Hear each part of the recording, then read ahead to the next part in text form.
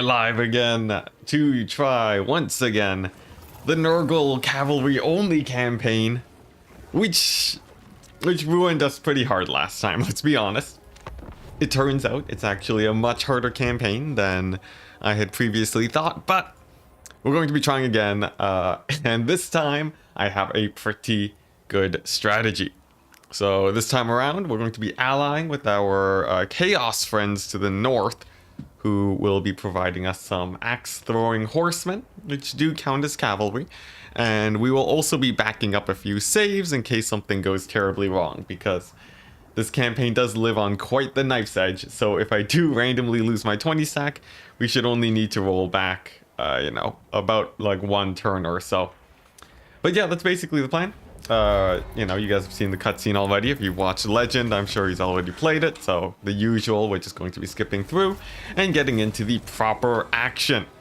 I only have so many hours before I can no longer do streaming because of, the whole embargo whatsits. So time is of the essence as usual. And I will be trying to be as speedy as possible so you can at least, maybe get to turn. I'd like to get to the turn like 70 or 60s or so. I think that'd be pretty cool. But yeah, here we go. So first things first, we're gonna go and talk to these guys over here. We're going to propose military access, and then we're going to propose joining war against all of their enemies, and then we can instantly set up a defensive alliance for the small cost of a good chunk of our money, about 40% of our money. Then we're gonna go to these guys. You can see 25 relations. We want to get that up to a much higher amount. We actually want to boost that up so that this costs a bit less to get. That baseline evaluation will go down once they do hit enough relations with us. So at this point, I can start offering them payments. And I think with 4 small payments of the rest of my money, these guys are going to be pretty happy with me, and in a few turns I'll be able to squeeze a good old military, or not military alliance, but defensive alliance with them. So it should be quite good.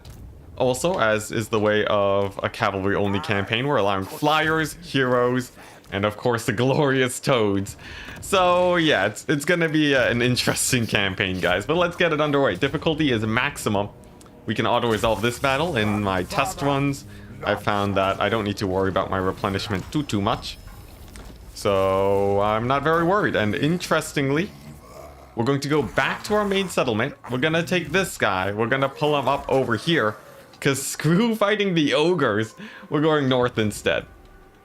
Anyways, I think that's basically everything I needed to go over, which means it's time to catch up with chat. To see how everything is going on your side. I hope you guys are having a wonderful day. I know I am. Although, maybe I should have gotten a little bit more sleep, but whatever. Things are going quite well. Let's go on to the next turn. We're not going to be upgrading that settlement for a bit. So, let's see here. Upgrade settlement. Commandment, hero, research, outpost, building upgrade. We're gonna turn that off for now since that's not very much needed. But hello. I see we got Jay Durthu in chat. We got Phil McDonald as always. Happy to have you here. Kind of have to auto-resolve to hit turn 70. Yeah, turn 70 is a little bit optimistic in 5 hours. By the end of today, I expect to, be around turn 40 or something. And then maybe we'll continue this campaign more later, I'm not sure. I see we got Exo in chat too. Nice. Some familiar faces, some new faces. You want to hug a frog? Well, if it's a Nurgle toad, that would be ill-advised. Are you planning to get up to a 20 stack? We probably won't be able to hit a 20 stack too easily. Let's be honest here. That is a difficult thing to do overall.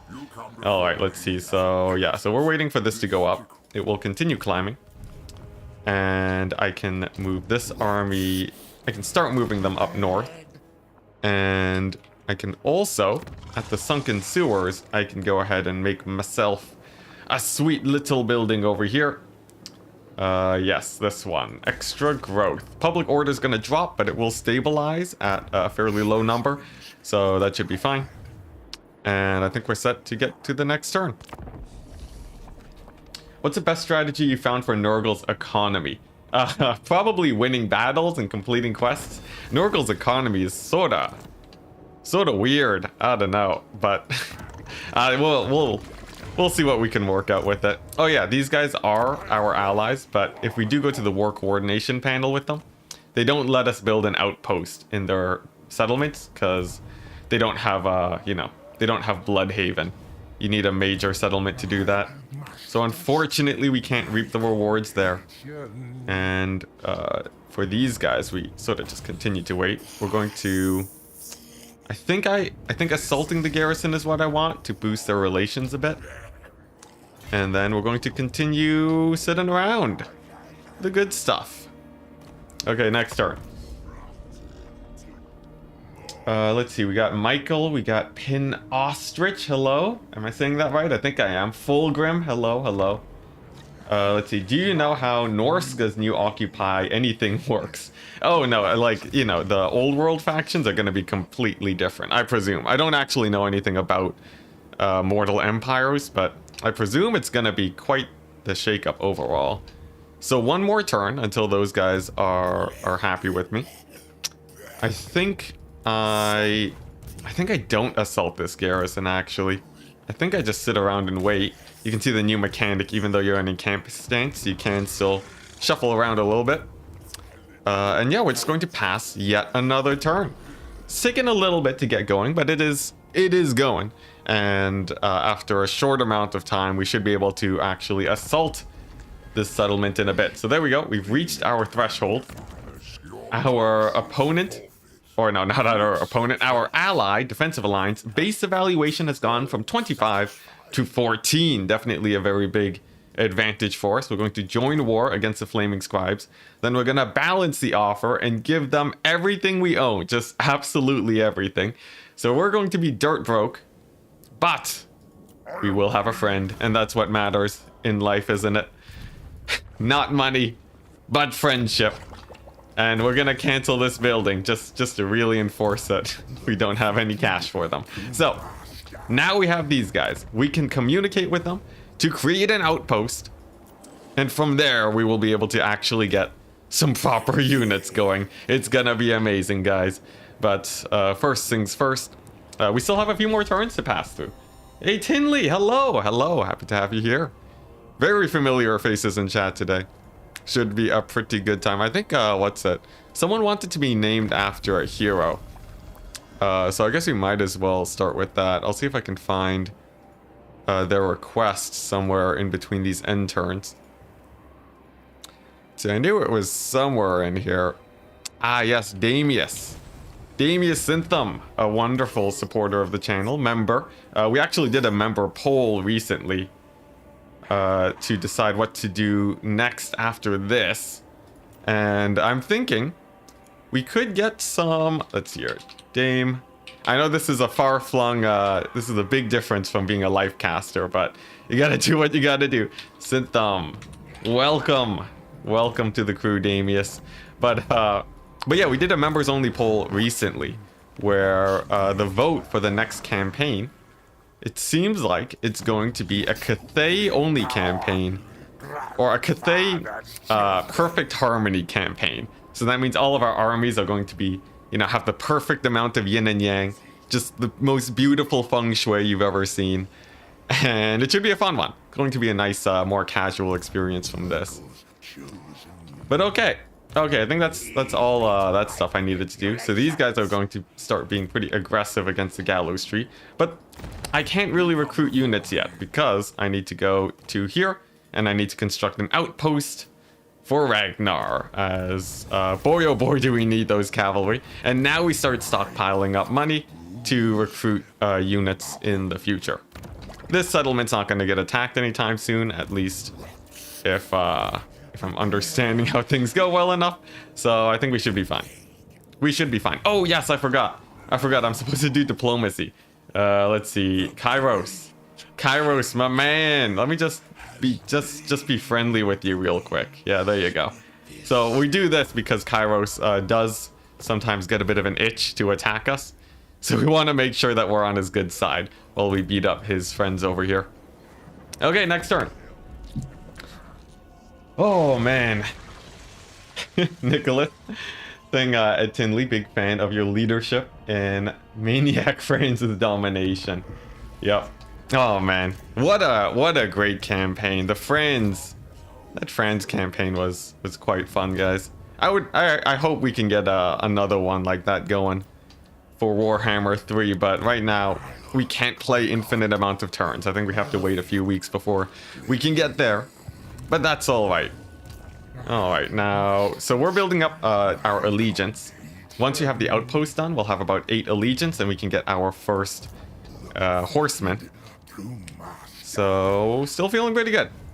As for these guys over here, they have 3 units, which is actually a little bit threatening to my army right now. So we're going to be just a little bit safe around them and wait until the next turn. Let's see, does this guy want to attack these guys? Maybe not yet. We'll wait a hot second. Looks like you have everything under control. Hopefully, I'm not sure yet. What was the Friends campaign? No, not Friends campaign. Are you doing that intentionally? Yeah, Friends. Doesn't... Look, see, I can't read when chat is sarcastic. I guess it's sort of a safe bet to always assume they are sarcastic, but I don't know, I can't get used to it. Anyways, if these guys actually attack Kronos over here, we're basically set for life, guys. So, that's going to be the plan. I'll move up over here. We still can't get the things just yet, but we can almost recruit a few toads. So, this is it. We are nearly at the stage where we can start actually attacking. But first, we're going to infect this army to spread some plagues. We'll hurt these armies too. Of course, we're assaulting their units with that guy. And yeah, we're gonna wait one more turn before we start toading it up. All right, here we go. Oh man. Sorry, it's very hard to keep up with chat. So if I miss some of your messages, greatest apologies. Feel free to just resend any questions my way. Vinceptor is saying, "Hey Ent, good to see you're trying for this. Good to say you trying this for absolutely the first time. Oh, good to see me trying this for absolutely the first time. Yes, of course. This is totally, there's no experience here. Let's see, what did these guys do? I think they might have killed off their army. If they did, the balance of power. Yes, they actually... Oh my gosh, this is actually a really good run. So these guys now have no military strength to speak of. So now is the time to strike. We're going to go over here. We're going to get our Marauder Horsemen. We're going to get a few frogs, and then we're going to use this pestilent growth that we've been saving to give ourselves glorious replenishment to allow this army to take over the gallows tree. So all we gotta do is assault the garrison a few times and we'll be good to go. Yeah, chat being sarcastic, I've never heard of it before. You know, this is weird, but you really like how utterly repulsive they made Nurgle. Well, it'd be weird, right? No one wants a clean Nurgle. You want it to be a little bit, just a little bit decrepit, don't you? Let's see, why can't I move? Ah, yes, because of that thing. So these guys, I hope they don't actually take this settlement. If they do, that does actually make my life a little bit harder than I would hope for, because I sort of want to take it myself, but... You know, I guess they are my military allies, and we have to let them do what they want to do. But fingers crossed they don't. Let's move my hero over there, and then pass one last turn, and then we can get underway. Oh, what the? My stream's showing up as 1 viewer right now, guys. Something might have broke. Unless, who knows? Maybe only one person is watching right now. Who am I to say? Alright, well anyways, we're going to go ahead and... Oh, Ragnar's actually sieging the settlement. You madman, Ragnar. Okay, so Ragnar's like super aggressive this time. I guess we'll go ahead and just... we'll just go over here and attack the plains of Zanbajin. Yes, you are all the 1 viewer, guys. I hope you feel... I hope that makes you feel very special. All right. Sunken Sewers is still safe. We're not really investing a lot there, and hopefully Ragnar actually loses this battle, and we can go ahead and swipe that settlement for ourselves. If not, I guess that's okay too. All right, next turn. Look at this, we're blasting through. We're just blasting through. Hey, and look, we're back to 155 viewers. We increased our viewership by a few, like, I don't know, a few tens of thousands of percents. Good times, good times. But all right. Okay, now that this campaign has actually finally gone underway, this is vastly better than the last campaign. Many of you guys would know. I think these guys, let's see, have they made an army yet? They have. So I do actually have to be a little bit careful. They have an army roaming somewhere here, and I don't want to fight them. So we'll be a little bit wary. You know, maybe we can wait for Ragnar to actually lose this fight, but it's best to scout with Damius here before we get too aggressive, because you can lose this campaign off of a single battle. You got to be real careful. Let's see. Meanwhile, this settlement is nearly rebelling. We're gonna turn off income there just to keep things a little bit happier, but yeah, hopefully it goes all right. I know, yeah, the growth is just insane. It's vastly exponential, I guess. Are you gonna get cav units from other factions or just from Nurgle? As you can see, we are playing it with cavalry from other factions. That's correct. So they're going to be helping us out, our glorious allies. I don't see the enemy army, so we're going to go and take this settlement. Here we go, crushing defeat. Just how I like to see it. That's actually a lot of Forsaken. This is a minor settlement battle, but this isn't a fight I want to take just yet. This is not the fight I want to take yet. We're gonna wait around a little bit and give them attrition, and hopefully Ragnar leaves that settlement alone at some point. All right, what else? Diplomatic relations, always good. Okay, next turn. Hey, Chris Clark, hello. You've come back at a good time. Things are going very well for us.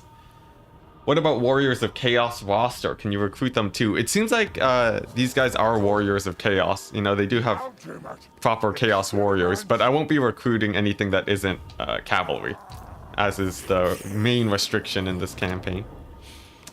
Okay, nice. So they didn't sally out to attack us. That is a good thing, because they will continue to get attrition. And yeah, we just keep passing turns. Now you might notice Zoc over here is about to ruin our day. He's gonna go ahead and siege our settlement, and if he does take it, we will have to go and take the plains of what's it, because yeah, we won't have a main settlement, so that's pretty important.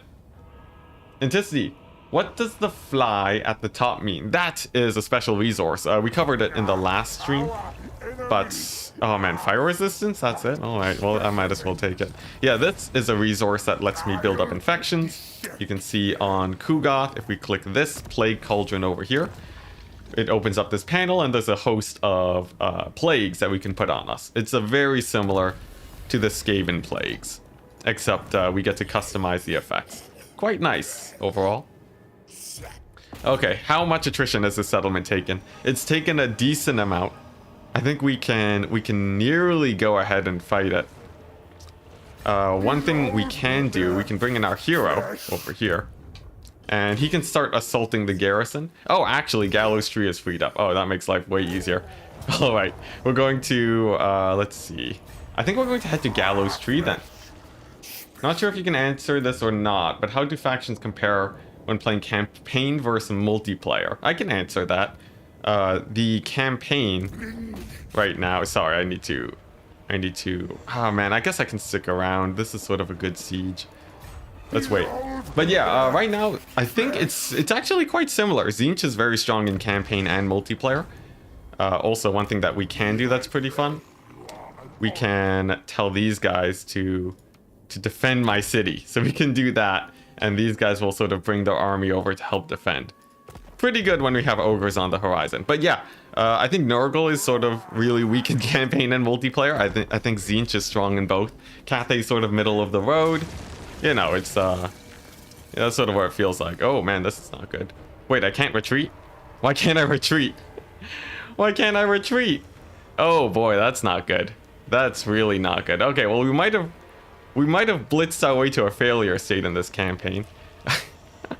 What the? Why can't we retreat? Alright. Alright, challenge accepted. Challenge accepted.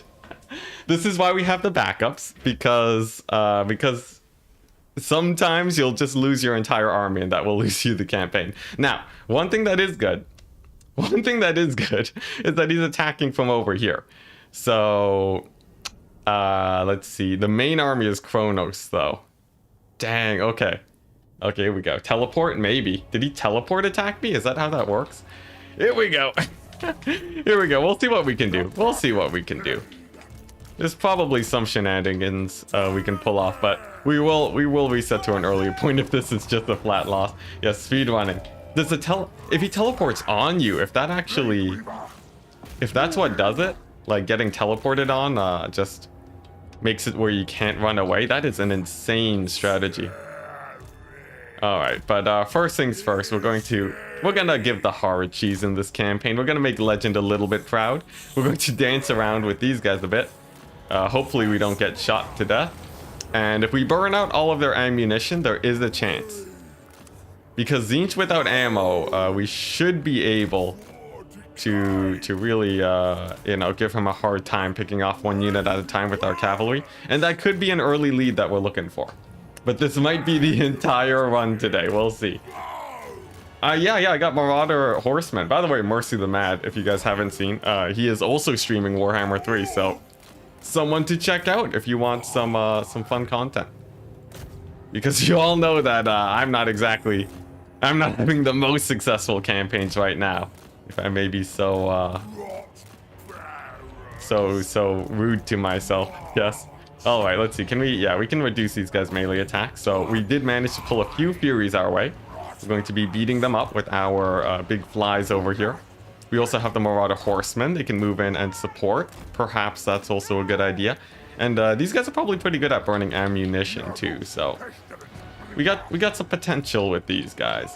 It seems like the AI is not being that aggressive either. Mostly just spamming spells. Maybe waiting for their reinforcements. I'm not too sure. But our plague drones, oh my goodness, our plague drones, our poor plague drones, these Furies. Furies do trade very well into them. You can see they don't have much armor, and they're mostly armor piercing, so Furies will generally do well against them. But one thing we can do is we can toggle flying over here, and we can land these Furies and bring them into some melee combat. Give them a little bit of a hard time. You know, get some plague toads on top of them. The Tzeentch army is moving forwards though, and there is the reinforcements from the garrison. But if we do win this would be absolutely huge. So we're going to continue trying to scrap it out. We've done a little bit of damage to those Forsaken, but this is a huge army coming on, and this is going to be just an absolute disaster. Yeah, this challenge is really, really difficult, I must say. Oh my goodness, we're going to have to run from Furies. All right, well, let's back it up a bit. I guess if we bring in Kuga to face tank a little bit for my poor Froggos, they should be able to survive a bit longer. Let's see, let's also we'll knock over these Forsaken. That might slow them down a bit. But Kronos over here, a little bit of a menace. Our army is strong enough to 1v1 him in without the settlement nearby, but this right now is pretty scary. Oh yeah, no, this campaign is crazy hectic. I think Nurgle might be one of the hardest campaigns right now. Like, maybe I'm just tooting my own horn here, but yeah, this is not looking good. We're gonna have to do a quick reset. Just the quickest of resets, unless this ends up being a miracle over here. But you can see Kugath already took so much damage. How big is this garrison? The fact that it's Forsaken, I think, is what makes it the worst. But I guess we'll times 4 just to see if there's a miracle. Yeah, all right. Don't mind me. We're just gonna do a quick exit to main menu. This is why we have the save files. I'll show you guys in a second. I actually have so many attempts of this run just to get this early start. It is sort of like a puzzle box. But all right, we're gonna go here. You can see, yeah, I attempted this campaign a lot to figure this out. So we're gonna go reload back to turn 12, and then we're going to take the minor settlement instead. You got 95% humidity right now? Jeez. Oh my gosh. Yeah, for me over here in Canada, it's pretty, you know, it's not humid at all. So it's quite cool, actually. Actually, I have a humidifier going, so it's feeling quite Kislev over here. Let's just describe, everyone in chat, you can describe the weather via, you know, via your favorite Warhammer 3 faction. Alright, here we go. Here we go. Take number 2. So what we're going to do instead, we're going to wait here for this army to move out. Good old Ragnar. And then we're going to take the minor settlement. Seems like a much better plan. Hey, Ledovic. Hello. Hello. Kislev. Norskin. Oh boy, Norskin. Got some chaos corruption in there. Yes, most of all, a little bit of a masochist. I think that's a good way to describe what I enjoy in games. Alright, so now we do know that there is an army on the horizon. We're going to scout out for him. He might, you know, teleport, pop onto someone at some point over here, and we want to be a little bit worried about that. And yeah, we can get back to where we were in just a quick second. Just a few end turns and we'll be nice. I guess there aren't too many warm factions in Warhammer 3. Oh, you know, Southern Kislev? Okay, that's not too bad. Okay, Ragnar, come on. Come on, back off, man. Back off, that's my settlement, I swear. This is actually quite good, though, having an aggressive Ragnar, I must say. Alright, another turn. We're going to end turn again, and if he backs off, then we're good to go.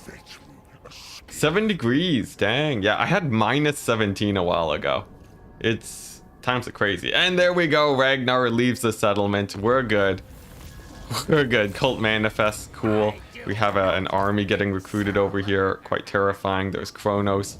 But alone, he's a lot less scary than the other guy. Now, still, Ragnar, you know, we're gonna try and get Ragnar to attack Kronos. I don't know if I have enough allegiance with him. No, I don't. So, if he decides to siege us, we might have to go for a different strategy. But if we can snipe out this settlement without too many losses, I think we win it. Alternatively, we assault this guy's units and we're also good. Oh man, you know, we are playing with resets, so I think playing the patience game is the good plan. Or I go for the ambush, but I don't think I even win that fight against them. I think we go for, no, I think we wait it. I think we wait it out. So we're gonna go over here. We're gonna wait for Ragnar to get a little bit more aggressive, and we're gonna play it safe. This will also blitz our way to turn, you know, 75 as fast as possible, and then we just end the stream because of embargoes. Oh man. What's it? Mercy the Mad. What? You're saying just for fun mainly, but it makes them really. Oh man, yeah. I've already messed up the conversation with chat, but all right.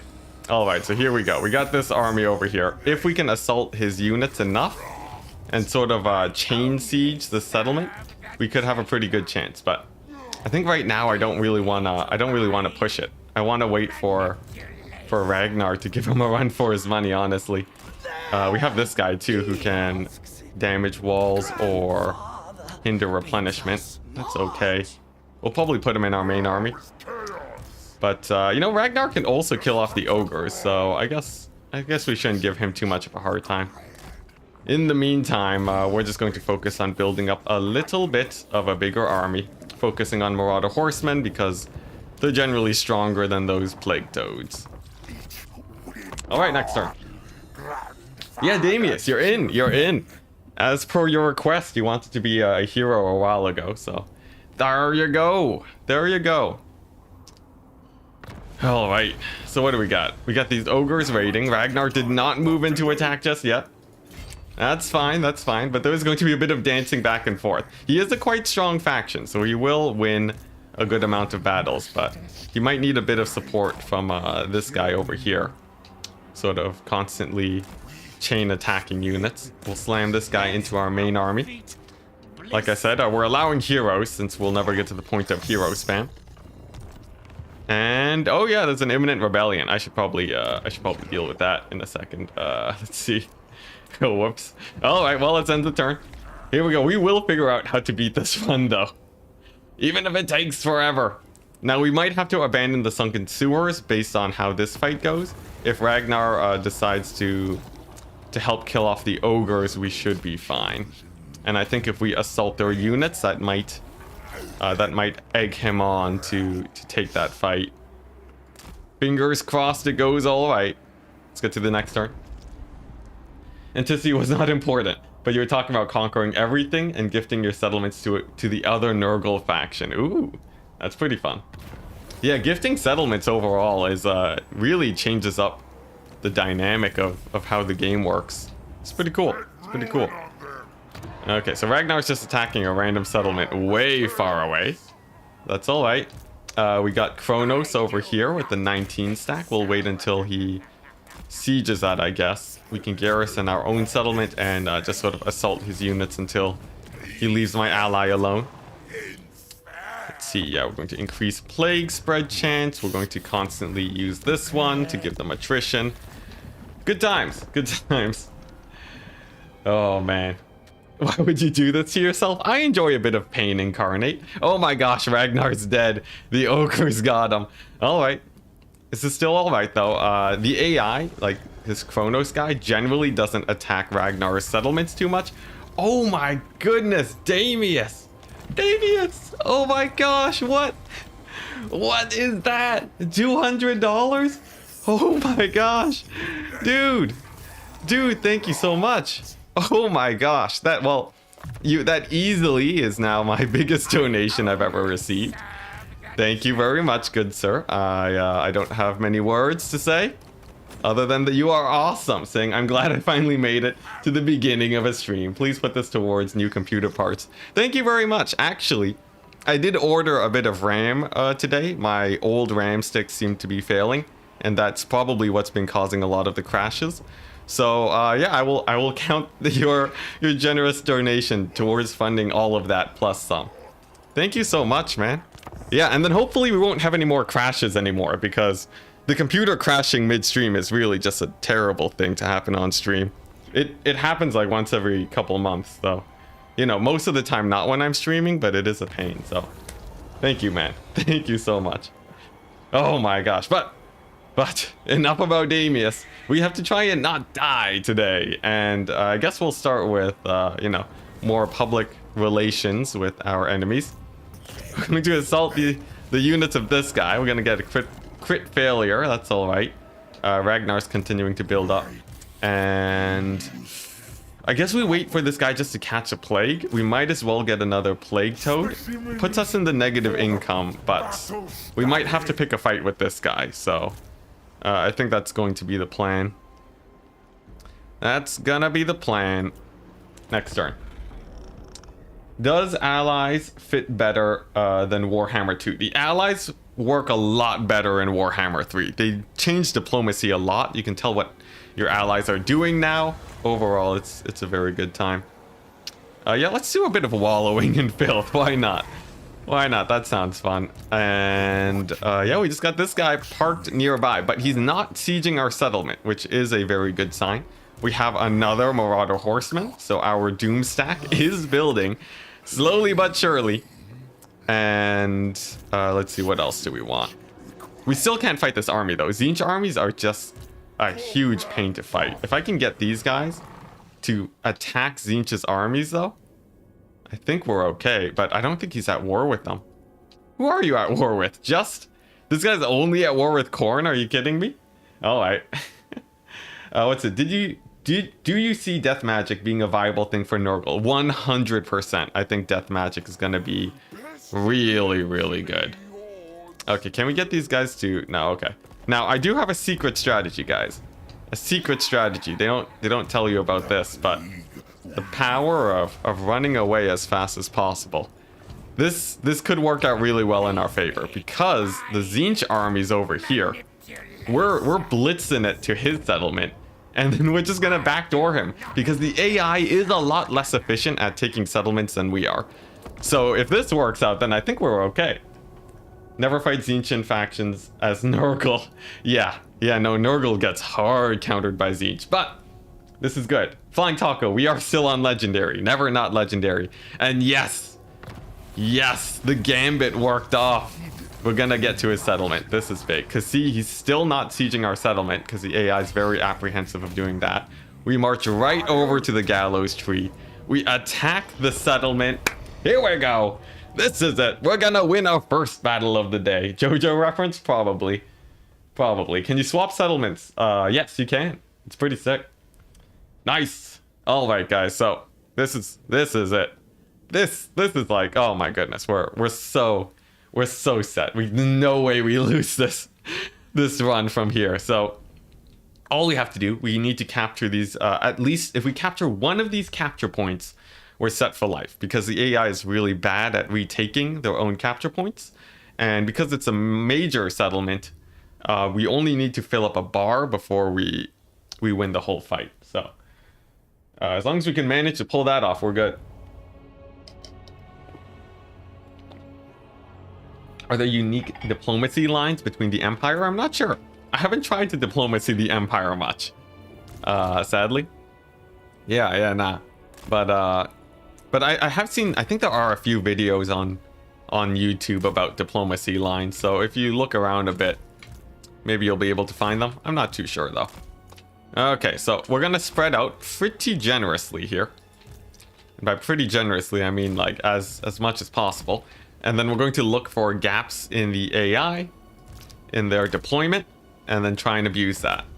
So you can see over here, there's only a couple pink horrors up on the wall. So we can immediately pull in our rot flies and hit that up. You can punch a hole in that wall over there. And then over here, we can, let's see. I guess we grab our frogs and then we punch a hole in there. Nice. Now, these flies are going to take a lot of damage on the forward movement. But as soon as they can get into melee, life will get easier for them. And then these guys are just going to slowly go over here. Hopefully we can pick off a few of these blue horrors. You do like, what's it? Everything's a JoJo reference. It is. Oh my gosh, our poor flies. They took a lot of damage there on the approach. I think they should probably back off. I think I might have picked a bad angle. The fact that two of these towers are attacking them. I was thinking it would do a bit less damage, but a bad idea. We'll pull back, it's fine. Over here, these horsemen are going to... I guess I can probably start punching a hole in this wall, right? That's a fairly safe bet, but we don't want to get into range of these towers, just because they will just ruin you if you're not careful. Whoops, accidentally selected all my units. Don't worry about it. Oh boy. Let's see. Let's retarget everything. There we go. Pixel perfect clicks. And where's that other gatehouse? Over here. Nice. These guys need to attack this one, and the horsemen are going this way. Oh my gosh, why are these towers doing so much damage? I think it's because there's two of them. But Kugoth is almost dead. Let's see. Oh my gosh, Kugoth, get out of there. We might have to reset this battle. But I think we should be able to win this. I'll make a save. We have a save. We're good. Okay, let's see. So these flies are just gonna chill back for a second while Kugoth tries and avoids these towers. We have punched some pretty good holes in these walls, or at least we're starting to. And then I think this left flank of plague toads are probably going to be my saviors for today. He has voice stuff on his channel. Oh, nice. We have a channel in chat that goes over all the voice stuff. That's good. That's very good. All right, so here we go. We finally survived a bit of the onslaught of that initial engagement. We can now move in with the Marauder Horsemen. And the big points that we want to take is this over here, and this one in the back over here. The victory, the plaza, the big plaza in the distance. Kugoth is a little bit beat up, I must admit. Half HP is not the best. He's had better days, but as long as he lives throughout this battle, I'm happy with it. Yeah, this is a very cool map. And the AI does do a decent job at defending it. Although when you do spread out like this, they will sort of, they'll spread out in a way that does make life a little bit hard. One big problem too, they are spamming out these towers like crazy all around the settlement, and that really does put me on a timer. So the Marauder Horsemen and their speed may be my saving grace here to survive, but I think we are safe to ×2 speed now while we wait for this to happen. Kugoth will bust down the gates quite quickly. but he can't really move in without getting shot to pieces. He's just gonna be a bit of a distraction after this gate is down. And we're just going to park in a way where there isn't line of sight given to the AI. Okay, nice. Some Furies decide to dive in on him. We do win that fight, so I'm cool with that. And yeah, we just wait for these gates to go down. It will take a little while though, and time is of the essence with all of these towers coming on up. There we go. But the first gate goes down, and we have fog spilling in, and we're gonna beeline straight to the back there, all the way to this victory point. Can you destroy the towers inside? You can with flying units or range damage. So you definitely have some options. You got a few options for sure. Okay, so that's pretty good. This is pretty good. Over here we have walls are still holding. The Furies coming from the sky. I don't know what's up with them, but sure. Sure, I'll take it. We don't really need to fight them too much, so let's just back up and keep away from them. Okay, sweet. But over here, our frogs just need to spill in. And they're going to be mostly ignoring these units as they dive on through. These ones, our Wednesday boys, are going to go over here and they're going to capture this middle point. As long as they get there alive, I am happy. To be honest, you reckon this challenge will never fail and Enticity will have the map painted on turn 43. Optimism. How glorious. Okay, nice. And then another capture point. This is very good. The horsemen are also going to go for this middle location. And if they can get there, then these frogs can work on capturing the supply locations instead to kill the towers. That should work much better for me overall. Let's see, what is this? Gate is still healthy over there, but we are doing a pretty good job outmaneuvering Tzeentch, I think. Very, very slowly at a solid 62 speed. I'm gonna risk it. We're gonna get fancy. We're gonna turn it onto 2 times speed. Let's go ahead and capture this point now. And these guys are going to let's see. Yeah, they're gonna double cap this back point. It does capture when you have more units on it, so that is something you definitely do want to consider. Kugat can start considering pushing in now, but not quite yet. You can wait a hot second before he does that. All right, Furies are coming in though, and this is actually going to be a bit of a scary situation. Furies do kill my Marauder Horsemen pretty quickly, so we're going to micro a little bit just to try and get some good charges on them.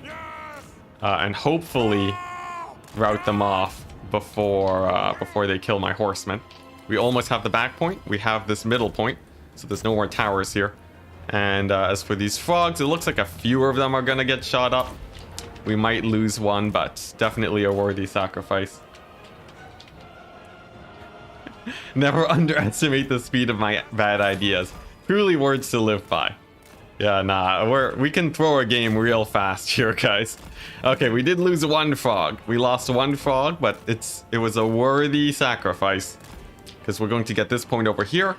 These guys are pulling back. This point, it looks like the AI is going to move in to capture it, but more often than not, they actually don't. And that's what's going to win it for us. And as long as they're not rebuilding towers, that's also a very big win. Toads! Yes, toads! Oh, how I wish they were dogs, but that's the point of this challenge. Let's go ahead and group these guys over here. That'll take out this tower, and then I think this is the last place with towers. So we should be in a fairly safe position. You can see these guys just barely not capturing the point. I'm not even going to charge them with the toads because it's going to knock them onto the point and capture it. It's much better to do it like this. And there we go. We have their back point. This is good. So now this bar is filling up. And in a moment, we should have enough points to win the battle. Hopefully. Hopefully. In fact, if we can capture this back point, then we actually do just straight up win the battle. But it might not be as easy as that. We'll see. Still, though, I guess I might as well attempt it. This is going to be thick maneuvers. And this is actually how settlement battles are going to be cheesed, by the way, guys. Mobility is so OP in these major settlement battles. Although it is a fun sort of puzzle to try and crack, I must say. Trying to figure out the best way to capture these points and to sneak past the AI is quite fun, although definitely cheesy. I think once we play an easier campaign, we won't be doing this as much. But hey, pretty cool strats. Marauder Horsemen are gonna juke around past these blue horrors. We're also going to slow them down using Nurgle's passive stuff. And then we're gonna capture this back point. We might lose another unit of frogs though, because they do have a tower nearby, but that's okay. In fact, I think Kuga can probably start moving on in. But, you know, just in case, I'm gonna keep them safe and keep them nice and behind that wall. And yes, I did realize the AI recaptured this point. That's completely fine with me. Okay, back to ×2, guys. Back to ×2. Everyone on this capture point. And soon enough, yeah, we'll have it won, because they won't really get over here in time. And then I think we're good to go. Nice.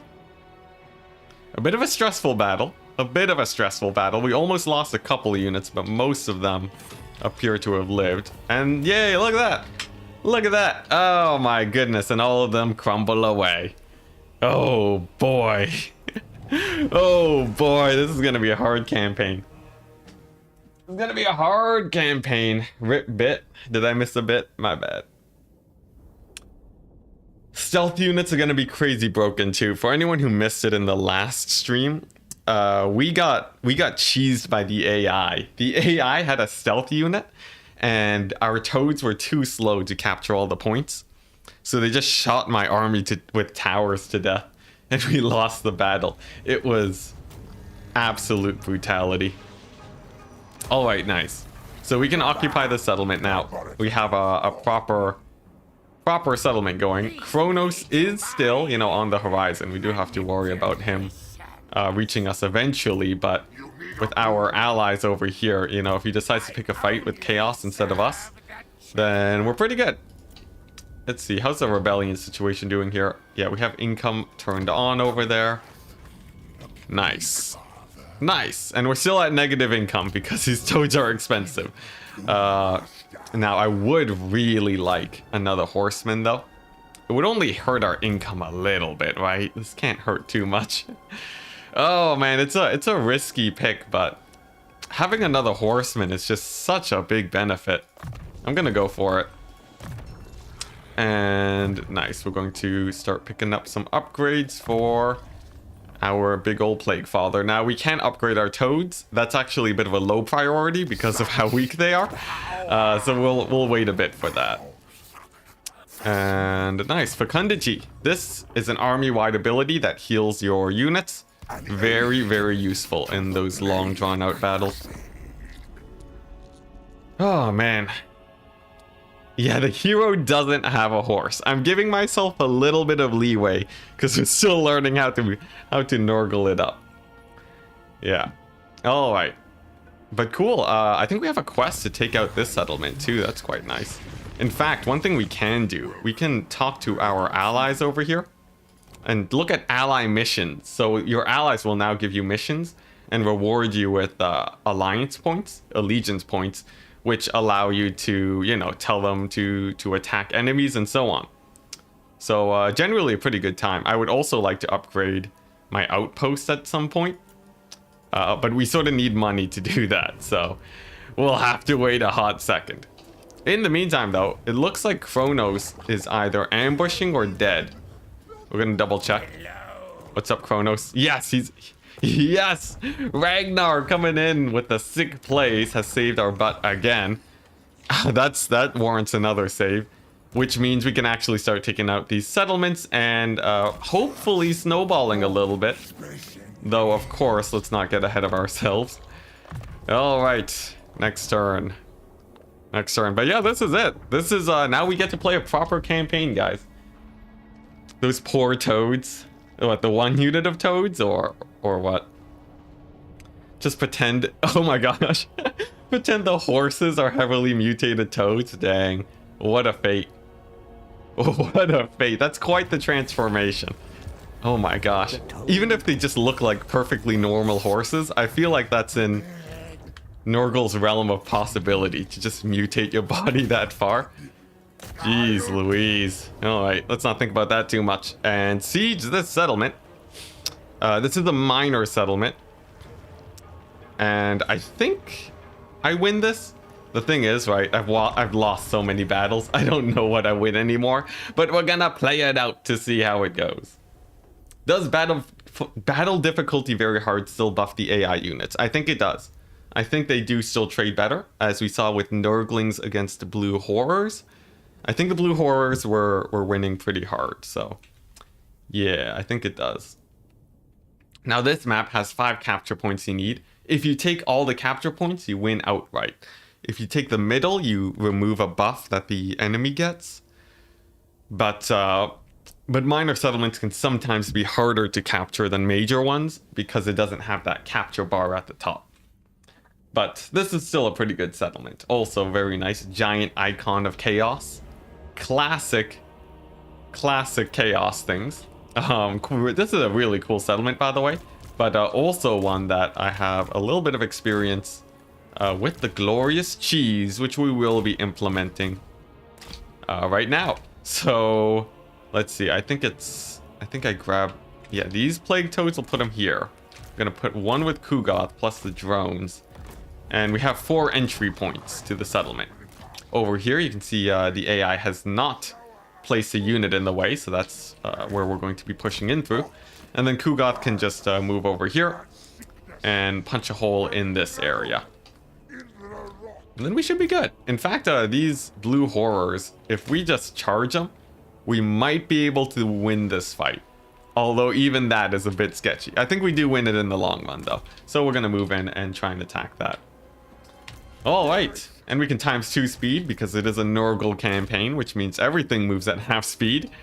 So now that we're back to normal speed, let's move up with these guys.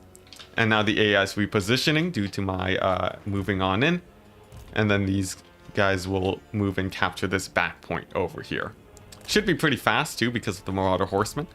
These Plague Toads though, they did get caught out by some Furies, not the greatest situation. And we're just gonna run away with them to a safer position. Kugoth can fight Forsaken. That's fine. And the Plague Drones actually with their armor piercing, really good against Forsaken. Marauder Horsemen have no torso in the bottom left. In the bottom left, they don't have a torso. Oh my goodness. Oh my goodness, they don't have a torso. Oh my gosh, maybe they are Nurgle cavalry. They're like weird centaurs in a way. Oh my gosh, Nurgle, what have you done? What have you done to those poor horsemen? Oh my gosh, we may never know. Well, I guess we'll leave them to their fate. I'm sure they're used to it at this point. But yeah, as long as we finagle the AI enough, we should be fine. I think my toads do lose to Furies, because I think they lose to Furies even in multiplayer. So in campaign with the buffs, they'll probably have a hard time too. I'm not sure though. It looks like they are doing okay. So we'll leave them in the fight. But yeah, look at that. No torso horsemen. That's insane. Well, you know, it is development in progress, so you will see a little bit of jank. Something to always be aware of. All right, now we got this left point. We're going to reposition, and we do have Marauder Horsemen. And the big thing about those guys is that we can use their range attacks to kill the Forsaken pretty effectively. So, you know, sort of slowly whittling away the enemy could be a pretty good strategy overall. Like these Forsaken over here, their axes with their armor piercing should tear them apart quite well overall. And it seems like most of the AI is actually pulling in towards the middle. As long as they keep doing that, I'm feeling pretty confident, since I can move back here and snipe this supply location. McRiderface, hello. Happy to have you here. This run is going much better than last time. As you can see, we have cavalry, unlike last time. And we are winning battles now. Although we did have to reset once because the AI sort of wrecked us. But other than that, it's been going pretty good. Okay, and I think these Forsaken are nearly routed off. Yeah, they're waning. And Kugoth can beeline it over here to this point to get that captured. I should probably get some toads in there too to help capture faster. Okay, nice. Let's pull these guys back. And I think my horsemen, they have high weapon strength. They don't have a lot of armor piercing weapon strength, but just a basic cycle charging on these Forsaken might be able to rout them off. So let's try that.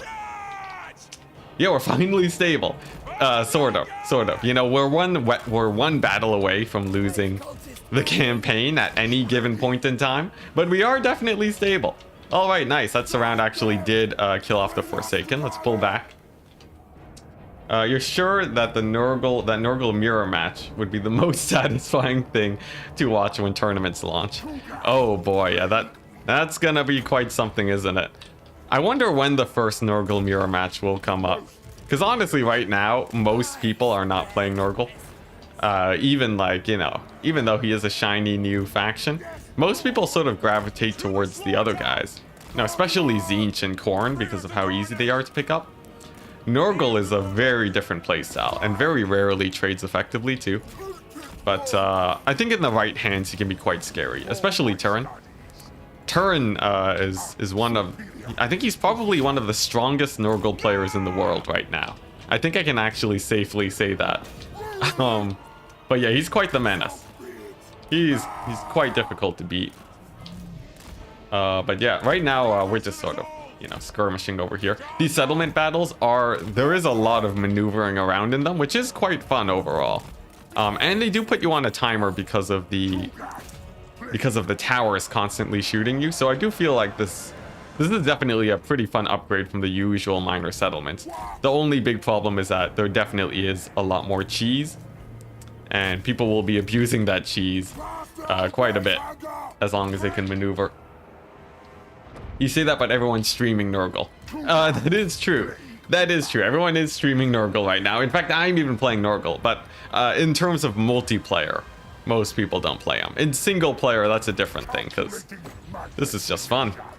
This is just fun. You get the nice challenge going. It's great. Okay, now these frogs, how are they doing against these Forsaken? They are having a little bit of a rough time. If I pool my horsemen on top and cycle charge, I don't know how well I win that fight. We shall see. We shall see. But we did get this capture point, which is good. And I can loop these horsemen around over here to get the next one. And then they won't have any more supplies, which will be a big plus. Okay, nice. So I managed to evacuate with my toads. We're going to pull back with the horsemen and continue shelling out these Forsaken until they're dealt with. And Kugat can go over here and start dealing with the middle point. In multiplayer, yeah. MP is multiplayer. Not a lot of people play Nurgle there, just because you get abused so quickly by strong players. You get outmaneuvered basically no matter what you do because of how slow your units are. I don't think Nurgle's a bad faction per se, but it doesn't feel great to play Nurgle is sort of the problem. Oh hey, these guys won against the Furies. Good on them. Does anyone know if all factions will get army abilities when the games are merged together? Based on how they did Warhammer 2, I would assume not. I would assume most factions keep their old mechanics instead of gaining the mechanics from Warhammer 3. Okay, let's slow those guys down. Pull these guys away. Bring these horsemen over here. Oh, nice. The AI actually left the main capture point, so I might be able to swipe that off of them. Very, very good. This capture point over here. Getting capped by the horsemen. And we can probably pick some fights against these guys, but I'd rather just get the middle point, as that's just much easier in general for me to do. These horsemen are just continuing to throw their axes while the toads are in melee, and I'd love to bring in Kugat here to help fight the Forsaken, but I think the capture point is slightly more important right now. Let's see. Are there any other capture points I need to get right now? I think I'm pretty good, right? Yeah, this one's mine. We just got that one. Let's see, where's this one? All the way over here? Okay, yeah, that's fine.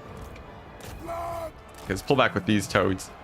Man, these points cap real slowly with cavalry, though. This is why you generally want to have infantry, but it's fine. It's fine. Kugat should be able to cap quite quickly. We didn't... Oh, no, we did get this point. Sweet. Nice. Let's go ahead and pull back. I think the AI is about to retake it, but if they only have one supply point, it shouldn't be too hard to beat them up from there. Okay. Let's see, horsemen are gonna pull back so we don't lose any models. We also have an insane amount of Winds of Magic, but Kugot just hasn't been able to find a fight. Yeah, don't worry, lore can man. Don't worry, it's just most of the things chat says are in jest, so I'm used to it. Slanesh seems to be the most polarizing so far. Oh, really? What do you mean? Why is Slanesh polarizing? They are so micro-intensive. A few people will be really nasty with them, and everyone else will suck. But we haven't even really seen any Slanesh gameplay yet, right? Because Slanesh is under embargo, so you know, I can't even say anything about it. But you know, I'm excited to see Slanesh's cavalry in action, though. That should be fun. Just give Nurgle demons some regen. Honestly, some basic regen would probably do it for him. Very likely. Also, hey, if we capture this point, I think we just win this battle. Although we definitely could have killed these guys.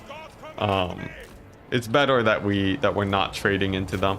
Saves us a little bit of HP, but there we go. Nice. Oh my goodness. Every single siege battle is going to be hard fought, guys, but we are winning them. We are winning them. That's another win under the belt.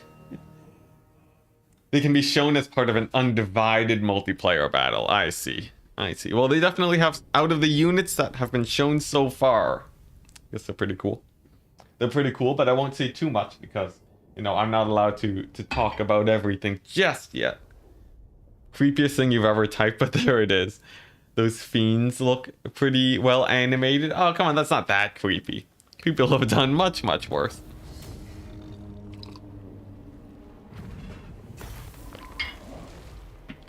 Oh yeah, the good old wild speculation for the clicks. It's usual, it's just business, guys. Yeah, I don't blame any other creators for doing that. And like, you know, if you get to watch my stuff for a while, you are aware that I am a man of clickbait. It is just a natural thing of YouTube. Such is the way of things. But nice. That's another win.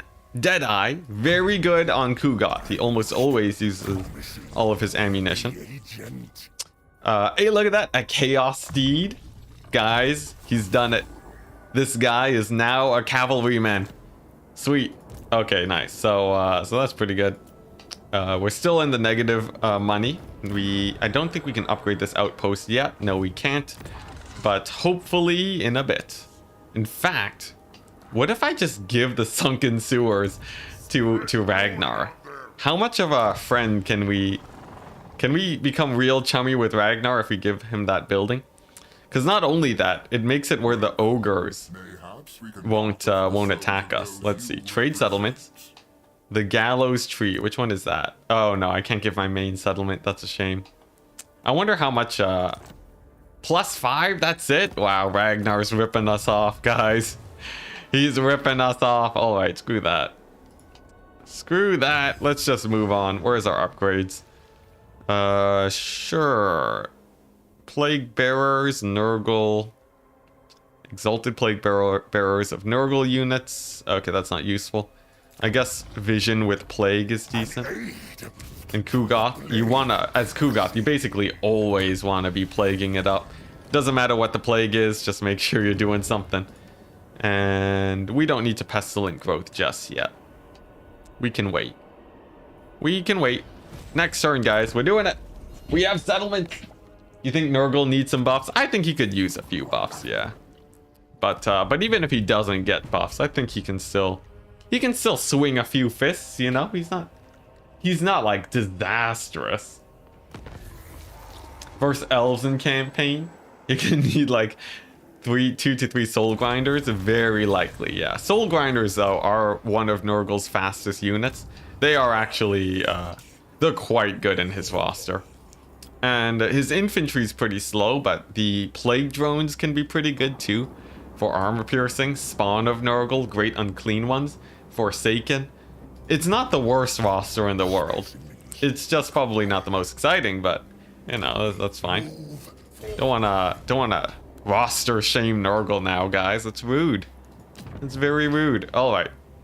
Let's see. We're saving. Yeah, we're saving up for that upgraded settlement so we can get some better units going. So I won't be making too many guys just yet. Oh, actually, we're about to get a rebellion. So I should probably deal with that first. Let's go over here. And I'll focus on my growth, probably. Let's do it. Yeah, let's get the growth. I'll worry about upgrading that garrison building later, because honestly, we need the tiny bit of extra income we get. Hashtag no roster shame. Yes, the most popular hashtag. Is Nurgle's roster stinky poo poo question mark? I would say, well, you know, yes in one way and possibly yes in the other, unfortunately. But who knows? We'll see. We'll get a Raven Hunt. We got a lot of Tzeentch corruption we want to get rid of. And then we can get rid of this guy. We can do a little bit of rebellion farming. And I'm not going to auto-resolve because that will kill every single unit in my army. You might not think it, but auto-resolve is terrible in Warhammer 3 right now. Although things are still under development, so I would expect that. That would have probably a decent chance of changing by the time we hit release. Does the Nurgle Herald Lord get Arcane Conduit in multiplayer? The Nurgle Herald, I think he does, but he doesn't have Greater Arcane Flying Taco. Yeah, so it's just a flat 40% Winds of Magic buff. It's quite strong, but nothing too crazy. The thing is, though, with the Spirit Leech, I think he's gonna be quite the menace. Like, anytime I play against Turin in multiplayer, I take that guy with Fate of Buna. My bad, not Spirit Leech. Yeah, Fate of Buna in the Lore of Death is crazy. Spirit Leech actually got nerfed pretty hard. They changed the damage value so it doesn't one-shot cavalry anymore, which sort of makes it just garbage. Sort of makes it real garbage, but, you know. Such is the way of heavy changes. Alright, so... Oh wait, I forgot. ×2 speed is the default. Yeah, we're gonna ×2 our way in over here. Going to just attack these horrors. Get them all in melee. Bring in the Plague Drones and Kuga to hit this guy. And then a couple debuffs and we're good. Nice. Oh my gosh, this is it, guys. This is it. Look at that 6 surround. Look at how long it's taking to kill these guys despite the surround. But, you know, we'll get them eventually. A little bit of cycle charging, maybe. Kugoth is our main single entity killer, by the way. He's the one that has to kill the enemy lord most of the time. Because we all know our frogs are going to have a hard time at it. The Kugoth hits like a truck. He hits for, you know, 500 a pop, which is almost... Like a punch from Kugoth is like getting hit by a giant. So it's crazy. Yeah, you saw the new video on Fate of Buna. Yeah, I think that's going to be the most meta thing in multiplayer, if it stands as it is right now. Because it does like, you get 700 gold value basically for free. It's such a high swingy spell. Slaanesh Tactics. Yeah, this is our Slaanesh campaign, guys. While we wait for that embargo to drop. Okay, what do we want? I think those infections are better than the slight amount of gold we get. And we can actually just sit here and farm rebellions for a bit. I'm sort of for that. Sort of for that. Now I can get rid of this building too. But I guess we'll build it up. Okay, what else? We'll get some more... growth. Quick question, guys. Is the Nurgling Tide... Do summons count as cavalry? Is that in my purview of use here? I feel like I don't really need it, so I'll sort of pass for now. But who knows? Like, I don't know how good the Nurgling summon is anyways, but I guess we'll see. Summons are allowed. Okay, we got 1 vote in. We got the 1 vote in. Let's see, I don't need to use that ability just yet. Hero not moved. That's this guy. He's gonna go over here and hit up this settlement. Like, this challenge is pretty hard, so summons would help a bit. 100% cavalry. Alright. I mean, are they riding anything? Yes, they're riding Nurglings. Can we call them Nurgling riders? Come on. Summons are allowed if you want to cheat. Oh man, that's true. You know, even if it is a 50-50 split, I don't want to disappoint chat, you know? I don't want to just be a disappointing Plague Father. That's the worst. That's the worst. We'll hold off on it until it's an emergency. You know, there's many other upgrades than just summons. We'll wait a tiny bit. I just wanted to test your your perseverance, chat, to see who would give in. That's truly what I was doing. Okay, what are we doing here? More... You know, honestly, the growth is probably a bit better. Because, like, the plague doesn't do that much damage. Yet, that is. We have to build up our brewery before the plagues really get scary. Also, by the way, we have cults. We can make a cult building here. But we don't have any money, so we're waiting a bit. Excuse me. Now, if this guy sieges the settlement and we attack him, that would be very good. So I'm going to ambush, try and bait an attack, and then we can wipe him out in the next turn. Oh, there's another rebellion here too. How wonderful. Okay, next turn. Look at this, we're already at like turn 30, guys. We might hit turn 70 of this campaign early, but it looks like he's attacking. We're gonna play it out to try and get an efficient trade against him. Test of your reflexes, yeah. The Nurgle damage spells are also not cavalry. Yeah, you know, you can really start pushing it. What is cavalry? Google doesn't know. There's no chaos in real life. It's more of a, this is Nurgle philosophy, guys. We're in Warhammer philosophy class. What's it? Summons are cavalry because when you get them on the field, your troops think, yay, the cavalry is here. Yes, the good old discussion of definitions by how it's used in language. When you go down that route, you start running into some issues about, the whole hot dog hamburger conundrum. You guys can choose to discuss that if you so wish.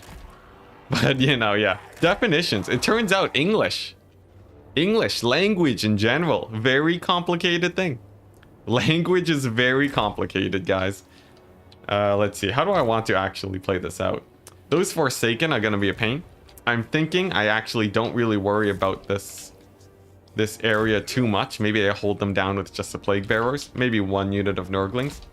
But what I'd rather do is I want to crush these guys over here. I want to just overrun them and give them a hard time. Because if I can do that, then we might be able to get a few actual proper unit kills here, but we'll see. Yeah, there's no chaos in real life, guys. Big shocker. Big shocker. Hey, Bag of Sunshine, hello. The summons are riding the winds of magic. Ah, yes. The technicalities. Does sitting on something make it cavalry? Am I on chair cavalry right now? Is the floor cavalry? Oh my goodness. Oh man, I forgot to build my buildings. Yeah, whatever. It's fine. Okay, let's see how these guys do. We got some Furies moving on in. You can see on the charge, they do get quite a bit of damage, but maybe I can kill a few of them. That would be preferable. Over here, we're going to wait for them to show up. And we're going to build some towers. Going to build some very basic towers too. No need to get too fancy with it. Let's see, this flank is going pretty badly for me, but I think I did manage to kill some Furies, which is a small plus. These guys are just pouring on in. But as long as I can defend 1 point and I don't hit army losses, we're still good. So the more I can get some picks here, the better. Still though, these guys are pouring in at a really awkward angle, which definitely does make life hard. But we do have the tower up now. It's going to be, what is this? Is that like an upgrade? Is that just like a 50 gold upgrade? That's weird. Anyways, yeah, we'll just move on in. I'm going to try and snipe out their lord over here with my guy. We got the Spirit Leech. Right now, he does have a shield. But if we can kill him off, that'd be a small win. Proud member of the Canadian Chair Force, yes. I don't know. I don't know how to make a joke out of the acronym. I was going to try and go for something, but I'm bailing out, guys. I'm bailing out. All right, how's this going? This tower is actually pretty sick. It is getting a lot of damage in.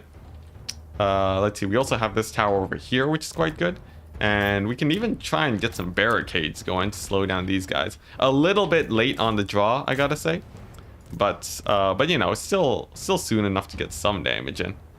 In fact, you know, we are trading decently here. Man, their lord is barely taking any damage though. So let's just Spirit Leech the Furies to make sure we actually kill them off. Hey, and Bubba's with the $5. Thank you. Saying I once summoned a Chaos Demon in real life, but he just wanted to do a fiddle contest for my soul, and I had 0 time for that. So back he went. The usual. The usual. Those fiddle I don't know. I don't know where I'm going with this. I didn't get enough sleep, guys. I didn't get enough sleep to continue jokes properly, but thank you very much for the $5. We're going to continue trying to snipe this guy out. It seems like our towers are holding up okay. Let's see, what does this do? What does this do if I click this button? Does that construct it or does it destroy it? I have a feeling it's gonna put the tower on cooldown for a bit. So I'm a little bit worried about clicking that. So we'll wait a hot second. Maybe it's a repair thing, who knows? Whatever, let's just continue beating this guy up. We might even be able to kill these pink horrors over here, so I will go for it. Technically, horses are floor cavalry. How deep does it go, guys? How deep does it run? No one ever knows. Earth cavalry? Got any planet cavalry riders in chat here? This is terrible. This is terrible. Is this what I've come to stream for? Is this what streaming is, guys? I'm questioning now. Also, by the way, this is why Zinch is OP. Because when you knock his units around, they do actually get some free... They get free shields when you knock them on the floor. So they just keep fighting forever, man. It's just a big pain. But I think this guy's almost down. After all this effort. My goodness, Zinch shields are just a menace, aren't they? Well, at least I have this tower doing some pretty good work. It looks like they should capture the point in a second, but not before I give them a bit of punishment on the way out, you know? We're gonna give this guy as many losses as we possibly can. And then we're going to hopefully take back our settlement in a second. Helicopter cavalry, flying cavalry, that's true. Flying cavalry is, there is precedent for that. Air cavalry, when you skydive. We're really running this into the ground now, aren't we? Let's move on. Let's move on. How many kills did we get? We actually did kill quite a bit. 2 pink horrors, 1 blue horror, the Lord, and 2 Furies. That is actually pretty good. I think Kugoth can probably kill this army now. Hey, Jorn, hello, hello. Shields require 10 seconds without taking damage to start recharging. I'm pretty sure there isn't enough time for a character to get shields after being knocked down. It depends on what you have. If you have like a bunch of, you know, cavalry, let's say, knocking them down, then it is a little bit better. But when it's just like a single lord, you'll generally have a harder time getting those hits in. I don't know if you miss an attack if shields to recharge. It might. All right, so we'll fight this battle too. We're gonna be grinding these rebellions as much as we can. Birds are cavalry, at least even according to the rules of this campaign, because flies are cavalry, so you know, we'll take it. He got an ally and the Wuju typing an F and retracting it. I like it. I like it. That's a good sign, guys. That's a very good sign. It means we've restored a bit of faith in chat. What's it? How's Nurgle feeling? You know, terrible as usual, but happy about it, as you would expect. What's it? Yeah. My cavalry. We're taking a little bit of leeway here in this campaign for sure. Just the tiniest bit of leeway. And yeah, the ally is helping us a lot. That's how we have these Marauder horsemen. For without them, things would be very rough indeed.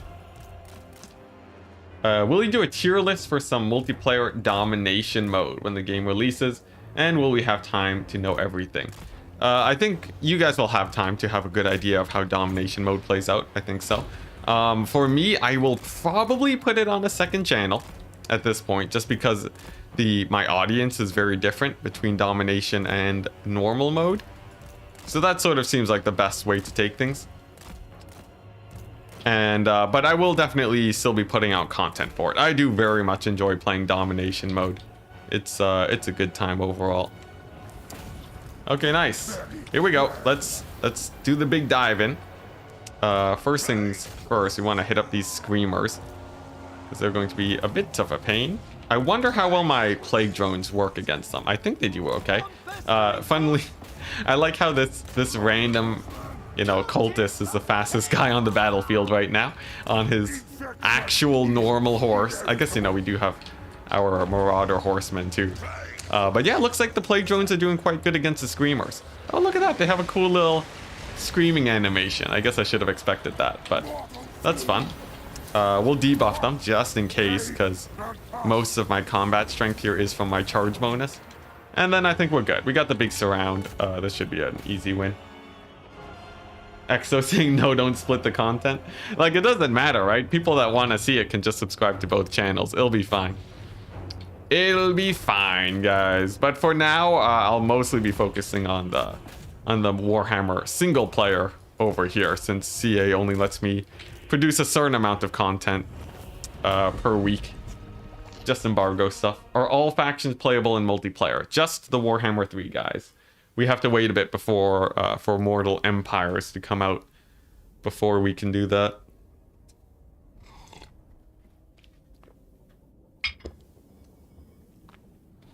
Enticity. Have Chaos Steeds been upscaled on Chosen? I think... I haven't checked out Tzeentch's cavalry, but I think maybe not. I might be saying that too early, though. I'm not entirely sure. Maybe they have been. Maybe they have been. I'm not... Yeah, I'm not sure. Okay, so I will let this building finish, you know, 33 extra income a turn.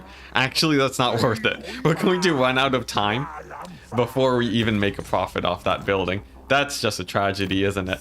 Let's see, can I do this? Military alliance? Ah, come on, man. Come on, what do I gotta do to be a military alliance with you? You know, I guess we'll just wait. We'll wait it out. Maybe I should have kept that building, but what's actually better is to upgrade this so I can get the Plague Toad building. That's a much better plan overall. And we'll garrison in here to get healing. And we will also begin moving out in a bit to take out these Tzeentch armies. They only have this one, like, high-level building left. I guess they have the Red Abyss, too. But if I can wipe this guy out, life gets a whole lot easier. In fact, soon enough, we'll have some portals opening up, and I can actually just go straight to the Empire, which would make life a lot easier for me. So perhaps that's what I'll do. Yeah, I think that's what I had in mind earlier in this campaign. Yeah, what, Ursun's Roar, the event starts on turn 30, I think? Let's see. MP City? Is that what I'm going to call the channel? Maybe. I'll probably be pretty generic though and just call it Enticity 2. Unless it really takes off and becomes the main multiplayer channel. But it'll sort of just be my generic channel for stuff that doesn't fit in the main channel. Yeah, and then we'll just sort of run with that for a bit. Alright, now when are those gates gonna open up? I have no idea. It's also weird that these guys just raised the settlement, but I guess... You know, if that's what they want to do, they can do it. And, you know, we're gonna hit up this settlement next. Oh, hey, look at that. The dwarves are here. Thankfully, they're taking insane amounts of attrition. Chaos is not a friendly place for them. And I'll build this just to get the public order up. Nah, honestly, money is so tight in this campaign. We actually just can't afford to make buildings. So we won't. So we won't. Simple as that. Missile resist against Tzeentch? Definitely. Definitely, definitely, definitely. Okay, next turn. Enticity 2 Violent Boogaloo. Enticity 2.0. Oh man, you guys are getting fancy with it now. Multiple city. The thing is, people won't know how to search for that, right? No one's gonna look that up on YouTube, and that's the big problem. You want that high searchability when it comes to YouTube. Are these guys gonna fight the dwarves? They're technically not at war, so the dwarves might, you know, really run me over. We'll see. Let's just scoot on up. I'm still surprised that the Ursun Roar event, spoilers by the way, I guess, hasn't popped up yet. But there should be a bunch of portals in a second. We'll just continue holding out until that happens, though. And Kugoth can, you know, we'll stick with this plague. Yeah, we're going for the cheap ones just so we can spam them out. And when we really need to, we'll go for the more chunky, expensive plagues. And yes, I will describe them as chunky. Popper Nurgle, ooh woo. Man, ooh woo. What? I don't even know where that's from, but it's amazing. Atrocity. In T-Town. You don't know why, but why I get pizza, but I'm 100% down for that. Oh, nope. Whoops, wrong conversation. Not for me, not for me. Oh, man, I always miss it when people at other people in chat. Anyways, let's go ahead and take the settlement. And let's see. It is a pretty chunky army. There are Chaos Knights of Tzeentch, so perhaps this is a way we can take a look at those models to see if they got scaled up. But I feel like they probably didn't. You know, there could be a few reasons why the Chaos have ponies. So, you know. Like, yeah. I don't think it's a high on CA's priority list to fix right now. Right now, it seems like most of the developers are just fixing bugs and so on. Even though it would be a pretty easy change, it's probably just not on their radar. Since it's a smaller channel than Enticity. Multiplicity. Multiplicity is pretty cool, but it's an old movie. Oh man, yeah, people are gonna look up that movie, like, just find me posting random Warhammer content. That'd be interesting. All right, now how's the city looking? This is actually a really interesting city. I haven't seen this one yet. How do we want to actually assault this though? There is one method of attack you can do where you really stack up and attack from one angle. But because it's Tzeentch, he has so much range, I don't think I like that idea. But if you want to hit them with the army losses early on, that's what you do want to do. I think what I do is I get my horsemen and use them to go for the back door, right? And then we go for the front door, which is Kugoth and a million frogs. I feel like that's what we do here. Yeah, some of this action, you know? Okay, interesting deployment. So, nice. We get 2 free capture points. And we can even start hitting up these knights, which someone asked me to check out. Are these ponies? Are these guys scaled up? They look pretty small. Sorry for the lag. You know, are they scaled up? I don't know. They do look a little bit small, right? Yeah, your horses are big, like as tall as people. So these are like small horses, but I don't know if they're pony sized. I don't know. People in chat can judge. You guys know what it looks like better than I. All right, let's move on up. Kugoth is gonna try and move forwards. We have the main capture point here, but with the blue horrors there's no way I'm actually going to get that. And what I'll want to do is just out-skirmish these guys with the horsemen. I think that's the plan. Horses are not small. Chaos Knights are big. I like that. I like that that idea more. You know, it makes a lot more sense. Chaos Knights are huge. Anyone play what's it? The Vermintide? The Chaos Knights in Vermintide are like 8 feet tall. It's amazing. It's glorious. The horses have pointy hats. It's true. It makes them feel confident. All right, here we go. Let's proper skirmish here. I'm gonna turn off skirmish mode because it's never too reliable.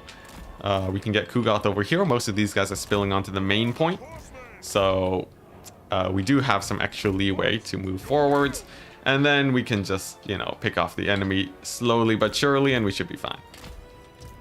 Okay, nice. That's one capture point out of the way. These guys are gonna move here to hit up the Forsaken, and our frogs are going to start fighting these Chaos Knights. Now, the Chaos Knights will win against the frogs over the long term, but the thing is, with my skirmish cavalry over here and the drones, they're gonna have a pretty rough time. The frogs, on the other hand, are just so tanky that they basically never die, and yeah, that's basically the strat. The frogs are the ultimate anvil for everything else. And look at that, the Chaos Knights going down slowly but surely, but man, are they tanky. They're definitely pretty scary overall to fight, so you do have to be a bit careful around them. Chaos horses equals wizards. I don't know how chat got there, and I'm not going to question it. Vermintide Chaos Warriors are a pain. Well, honestly, in Vermintide, the Chaos Warriors aren't that bad. There's a lot of guys that are way more annoying. I think the weapon teams go down pretty easily. But like, oh man. Oh, Chaos Spawn. Does anyone know how to kill Chaos Spawn? Me and my friend have been playing Vermintide, and we die every time to Chaos Spawn. It never ceases to amaze me how quickly we get wrecked by those guys. Because we actually don't have enough DPS to kill them. I don't know if that's a normal problem, but I don't know. Like, I know this is Warhammer 3 and not Vermintide, guys, but I must know. Surely you guys have the secret strats, right? Anyways, this is just what I do while I play out these siege battles. You guys have seen it before. You guys know the drill. You know, split up the enemy, take them out piecemeal, and then win the fight. Pretty good overall. I would say this sort of playstyle is very fun to play, by the way. But the problem is that you do feel sort of bad for the AI, because had this been an open field battle, I probably would have lost it. That's the problem, right? Settlements sort of become a disadvantage for the AI rather than an advantage, which is probably not in CA's design goal book. But I guess that's their problem to figure out, and mine to abuse in the meantime. These Forsaken, by the way, very annoying. I would turn on skirmish mode on my horsemen. And actually I might. Skirmish mode works way better against infantry than it does against cavalry. It's a learning thing. You need to dodge the Chaos Spawn's grab because it heals them. Oh, I see. So you're telling me I'm just garbage at the game. All right. I know how to read a signal. Yeah, it's only me and another guy, so we do have AI too. But honestly, the AI is way better at dodging than we are. But I'll pass the knowledge on to him. Maybe we can clutch it out one day. That's pretty cool though. Yeah, I love the dodging. It seems like it's actually pretty impactful. For anyone who hasn't played Vermintide, it's sort of like what's it? Left 4 Dead? Is that the game? I think it's like Left 4 Dead, right? But Warhammer themed. It's a good time. Would highly recommend it. There seems to be a huge overlap too between people who play Warhammer Total War and people who play Vermintide. So, you know, if you just like the Warhammer universe, you'll probably like the game. We're not sponsored by Vermintide, by the way. This is just my random experiences. Alright, now Kugath is actually taking a little bit of damage here. We're going to pull him back to safety. I might try and go for a surround on these guys, but these barricades would actually slow me down for quite a while. So I'd rather just take these capture points and then take my time before going to the middle. Let's see, how are these Forsaken doing? They're getting beat up pretty hard. Yeah, I think we should be fine. In fact, these guys are a bit out of position. Let's go ahead and get some picks on them. And I think I'm comfortable enough now to get the ×4 speed going. Darktide soon? Yo, Darktide? That's gonna be hype. Vermintide is how you got into Warhammer, eh? That's pretty sick. Alright, here we go. Let's see, breath attack. We're gonna get these frogs in there. Forsaken are routed. Nice. And then we have a couple more Forsaken to deal with. Soon enough, we'll get a heal, though. And that's going to work quite well in our favor. Let's see, big spell dropping on my horseman. Oh, that's gonna hurt. Oh, yeah, that's gonna hurt a lot. Oh, boy. That was pretty painful. These horsemen are gonna have to pull back and evacuate, as life has suddenly gone much harder for them.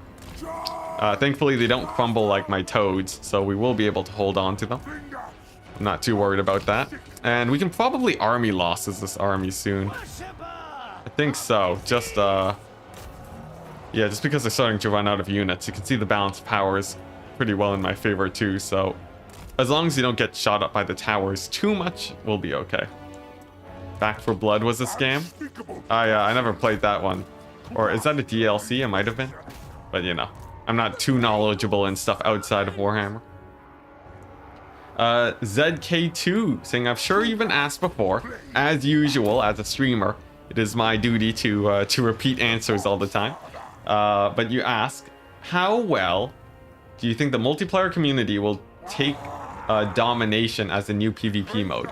From what I've seen so far, people are sort of not that happy about domination mode, despite me feeling that it is an amazing game mode. It is very different. So I'm not too surprised that people don't like it too much. But the thing is, the people who decide what mode becomes the most popular are the tournament organizers. That's sort of the big thing. And honestly, I don't really feel like hosting that many tournaments in the old game mode, simply because the rules are so janky. And I think Turin has expressed he wants to host a lot of domination mode tournaments too. So I feel like just based off of that, especially Turin, since he's sort of a main, he's like the main guy when it comes to Warhammer multiplayer. I think domination mode is going to take off, much to the chagrin of many players. There will still be the old game mode, of course, and people will be playing that. But after people get their hands on it, I think domination mode will get more and more popular with time, especially since it's getting in a lot, like a big influx of new players that all seem pretty excited about it. So, you know, I think that's going to be our future, at least in the multiplayer side of things. Yes, yeah, domination is CA supporting multiplayer a lot more than they did before. A lot more, because before, you know, before, you know, any amount of support for multiplayer is more than they did before. So it's very exciting. It's very, very exciting. And I really do hope that the multiplayer takes off in general, since it is a very, very fun game mode. It's very fun to play competitive in general. But the co-op stuff, I'm not allowed to talk about co-op stuff yet, but yeah. Can't wait. Can't wait till the embargoes lift. Thomas saying, just found you, bro. Absolutely love the content. Thank you very much. Need to clean up the videos and playlists though. Hard to find your little deep dives that I love so much. Really, the playlists. What's it? The playlists? Most of them, I think if you go over the... Actually, I guess I do have like a million playlists, don't I? Yeah, I'll touch that up. I'll probably clean out a few of the old ones that aren't really seeing a lot of use. But yeah, if you look up the Spell Scroll series, I think that's good. Maybe I could just clean it up and have one that is just, you know, like short content that people can blitz through. That could be pretty fun. I'll play around with it. I haven't actually cleaned it up in a while, so maybe I'll take a look. Phil McDonald saying domination does sure feel more like tabletop with the objectives making the terrain matter more. Yeah, and actually right now in multiplayer, people can't really use terrain on maps because it spawns so much rules discussion that most people just host maps that are completely flat, which obviously is a lot more boring than what it could be. Okay, so I'm going to go for loot and occupy. As usual, income is king here. And then that's it. This is the last settlement. The Red Abyss, and they're taking attrition too. This is it. We're gonna take out this Tzeentch faction. 100%. We're not gonna fight Kairos, because that's just a bad time. And let's see, can I get more horsemen yet? No, it's max 4. I need to get to a military alliance with these guys at some point. But they're just not biting. You need to get quite a bit of relations going for that to work. Actually, oh no, yeah. Baseline is 25 for it. I'll have to figure it out. Maybe if I don't know. Because if you upgrade your attitudes, it actually doesn't increase your diplomacy by that much. You might need to get like a really high diplomacy bonus before it starts showing up. So, you know, we'll stay defensive allies. I can live with that. How about here? How's this going? Pillar of Skulls. Is there anyone I can join war? Nope. Now there is a plan B, guys. There is a plan B. Oh, hey, I can get a cult over here. That's fun. I guess we'll get the infection building at some point. But there is a plan B here, guys. if I go over to these guys, yeah, the Norskins, these guys, you can be pretty friendly with them. You can be pretty friendly with them. Just like that. We can get the non-aggression pact. We can get the military access.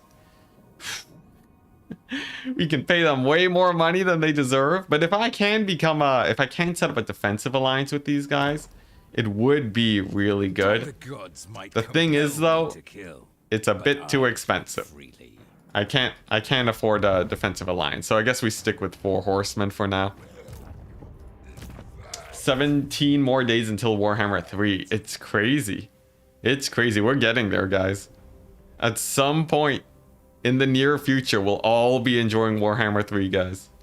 But for now, you know, I'll be streaming. I don't want to brag about that too much. That feels wrong. But yeah, soon enough, you guys will have your hands on it. It's gonna be great. And it seems like most of the bugs are getting patched out pretty quickly. Like on this test build, I'm noticing they're adding in a lot of bug fixes. So by the time we actually hit Warhammer launch, it could be a really clean game in terms of bugs. Like there's gonna be a few things here and there that people can complain about, but it's looking to be a really good release, guys. As are my predictions. This is not the words of CA or anything. All right. I need more of this. Yeah, more assault units. Sweet. A damaged building. Completely fine. Actually, this is tier 2. I have 2 tier 2s now.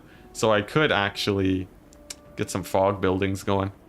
Of course, I don't have the income for it, but we can get some proper frog buildings. Look at that. 30 extra gold a turn. Another rebellion's gonna pop up here. Hopefully my allies can help with that. And well, actually no, it's still so expensive. Oh man, that's the problem. I'll stick with the frogs. That every few turns you can get 3 extra frogs, and that's sort of probably my best bet right now. All right, next turn. All right, what's been going on in chat? The problem. Oh wait, no, he talked to someone else. The meta's changing super rapidly for multiplayer. Loving to see it. It is. It is. I'm pretty proud about my ability to change. I changed the meta from like a heavy infantry playstyle to some single entity heavy play. But people are sort of figuring out how to deal with single entities now with their own or mobility. So it really is bouncing around a lot. Oh hey, look, it's all foresty now. Look at that. That's cool. All right, but we got a rift. We got a rift, and here's the thing. Here's the thing, guys. I really want to go through that rift and start hitting up the Empire. I really, really do. Like, the gallows tree is cool and all. You know, it's a pretty chunky settlement too. But, like, I think what I would much rather do... Let's see, how expensive is this? Okay, we're going to save the game here. We're going to get these toads. We're going to give Kuga the pestilent growth. And then, in 2 turns, we're going to go through the rift and launch our invasion of the Empire.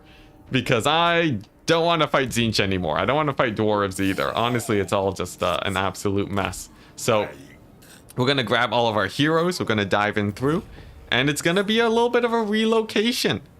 Some relocation shenanigans. As long as I have 1 settlement left, I'll be fine. Yeah, that's right, that teleport. We want names. Oh yeah, I can rename heroes if that's what you're talking about. Unless you talk about something else. Oh man, there's a lot going on in chat. Jeez, I missed a bit. Loopy, how many people are this meta? Well, no, you can have a meta, man. You don't need a lot of people. It's obviously not the most competitive meta, but it's all good, man. It's all good. Yeah. Like, you can have a meta between you and your friend in rock, paper, scissors, where he always goes rock or something, right? So, you know, don't worry about the technicalities too much. Alright, so 1 last attrition infection for the road. We're gonna go, yeah, these are buildings we'll just get rid of. In fact, we can even give this to our ally. Ooh, can we do that? Can we do that? Ragnar, where you at, Ragnar? Where are you at, Ragnar? I want to have a word with you. If we give him... If we give him our settlement, the Gallows Tree, military alliance, payments, join war. Oh, come on. He's so close. Minus 8.5. A little bit more and we could convince them. If we just gave them all of our money, we could get it to 5.6. Okay, I guess we're not that close, but a military alliance with him would be great. I guess I'll hold on to the settlement just in case. Rock meta. Yo, rock meta sick. Yeah, Nurgle, what is gonna be, it's the New Transylvania. I don't want to fight the undead though, that sounds like a pain. But, ooh, they want a peace treaty. Now, if I accept, I think that looks bad on my part. Because then I think that drops my reliability. It doesn't say it will though. So we can test, we can see if the game... This is a good test of the diplomacy, right? Because it would tell me surely if it would. And it doesn't. Oh yes, this is it, guys. This is it. I got the pro strat. You wait and see, because Ragnar... Oh, hey, look at that. Good old Ragnar helping us out. I'm going to play this out because he'll take fewer losses. But we can redeclare war on the Tzeentch faction via Ragnar. He'll love us so much, and then we'll have a military alliance with him. And from there, we can recruit some more horsemen. This is it. At Enticity. Do you know if the Mortal Empires map will have all the previous factions? I don't know anything about Mortal Empires. Yeah, unfortunately. Like, I can assume so. We can, like if it plays out like Warhammer 2, right?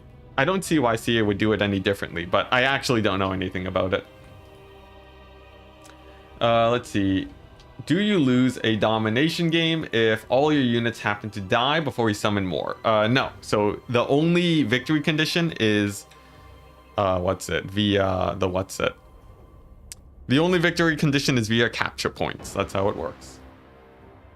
Yeah. Also, armies... sometimes armies... Actually, in domination, from what I found, armies stay about the same. They get slightly bigger at the start, but then both sides sort of just end up trading. But they don't constantly scale up. It's pretty rare that you see armies get super big in domination.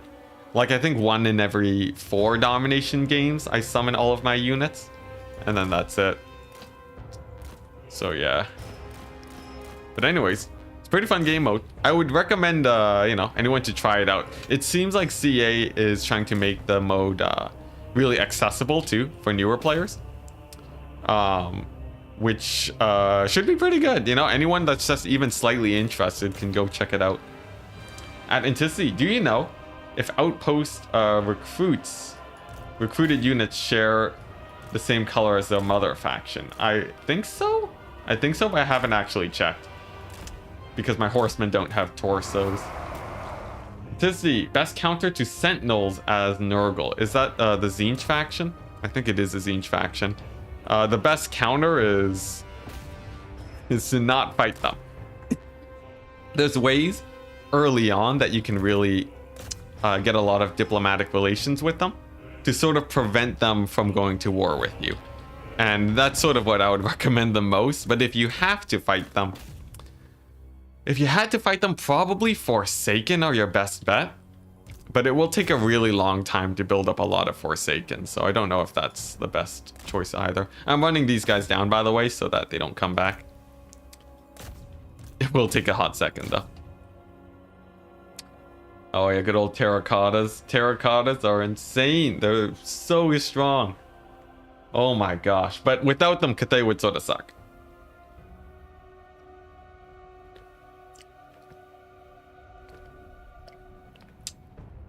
Oh no, you think Terracottas to beat the Tzeentch faction. Or are you? Because you said as Nurgle, right? Would be fun to see Empire State troops in the Nurgle color scheme. Oh, that'd be pretty fun. I don't think you can actually ally with the Empire as Nurgle, though. That seems like a tough task. Also, these poor Nurglings, look at them. They're working their hardest trying to get through the armor of these guys, but They're taking like 2 damage a pop. It's gonna take a hot second, but you know, we're almost at turn 40 already, or turn 75 already. So, you know, we can take our time with these battles, but let's not take too long. This is gonna take forever. As Nurgle facing Terracotta Sentinels. Oh boy, Nurgle has a bit of an... Nurgle doesn't lose the fight to Terracotta Sentinels. That's the cool thing about Nurgle. The problem is that they don't win it either. Nurgle versus Terracottas is just a fight for the entire battle. They don't stop fighting ever. In fact, I would recommend both sides just ignore each other's single entities and instead just go ahead and fight something else, because it's just not worth it. Both sides, their units are they're just too tanky, guys. Just way too tanky. Slaanesh, you could probably force an Empire faction to vassalize. Slaanesh, yes. I want to see some pink Empire troops. It's pretty cool. But alright, here we go. So we're just gonna dive into this portal over here, over yonder. And, but first things first, we're gonna try and become friends with Ragnar. Because we can do this. We can say, hey, you know, we'll give you the settlement. And we're gonna join the war against... Whoa, what the... That's a lot of random guys. That's a lot of random guys. Oh, wait, did he go to peace with the Tzeentch faction too? I'm not sure. Oh my gosh, look at that. Look at that. Ragnar actually likes us. Now, we can't vassalize him. Can we? Wow, just declaring war on these guys, does it? Okay, I'll do it. I'll do it. So we're gonna give him that. Now, I don't know who I actually declared war on. They seem like just random war banes, so that's not too much of a problem because I'm running away. And now we can go to Ragnar. We can go to the outpost and upgrade it to get more horsemen. Yes! This is it, guys. We're gonna save the game again, just in case, because this is a good point. And then we're gonna go through the portal. Here we go, the Realms of Chaos. Nah, I don't want to go to the Realms of Chaos. This is scary. We're gonna go and hit up the Empire. Okay, guys. What are we gonna do? Vassalizing the Order tied to Slaanesh? That's probably gonna be a bit of a task to do in general. So we could hit up France, just straight France action. There are a lot of settlements over here at Nordland and Middenland. And we can also take the ports over here. Now this sort of, we get surrounded. The Wood Elves are here too, which I would not want to fight. I think I would beeline it straight to Reichland, but that's a little bit scary too. Instead, we're gonna traverse the rift and pop up over here. That's right, the Marienburg expedition has arrived. The Kugath 16 unit Doomstack. You've never seen a stronger Doomstack with Kugath. Hopefully we don't die instantly. Here we go. I guess we just end the turn and hope we live. And then soon Ragnar's gonna have an upgraded building for us to get units from. Good stuff. Good stuff. Ragnar's gonna hold the fort up north. Risky to go straight into Reichland? Yeah, straight into Reichland would be a bit scary, because Franz is actually in the game. I saw his name earlier. I don't know if he has his full kit and everything, but he is technically in there. Okay, we'll auto-resolve. Wow, no incubate captives. I'll take the money, though. Wasteland. Loreful name. Did I call it the Wasteland? Whoops. Whoopsie daisies. Alright, here we go. What's it called? What's it? Middenland? I don't know. Or maybe I didn't call it the Wasteland. Anyways, what are we looking at here? It seems like some Norskins also poured out. Are these friends? Are you friends? Looks like not really. Alright, well, they can take this settlement. I will go for Marienburg. Let's go ahead and let's be a bit careful here. Alright, alright. It's just a bunch of state troops. We can live with this. This is good. But I do have to be a bit careful. And I will ambush, hopefully catching out this guy. If we don't, that's fine.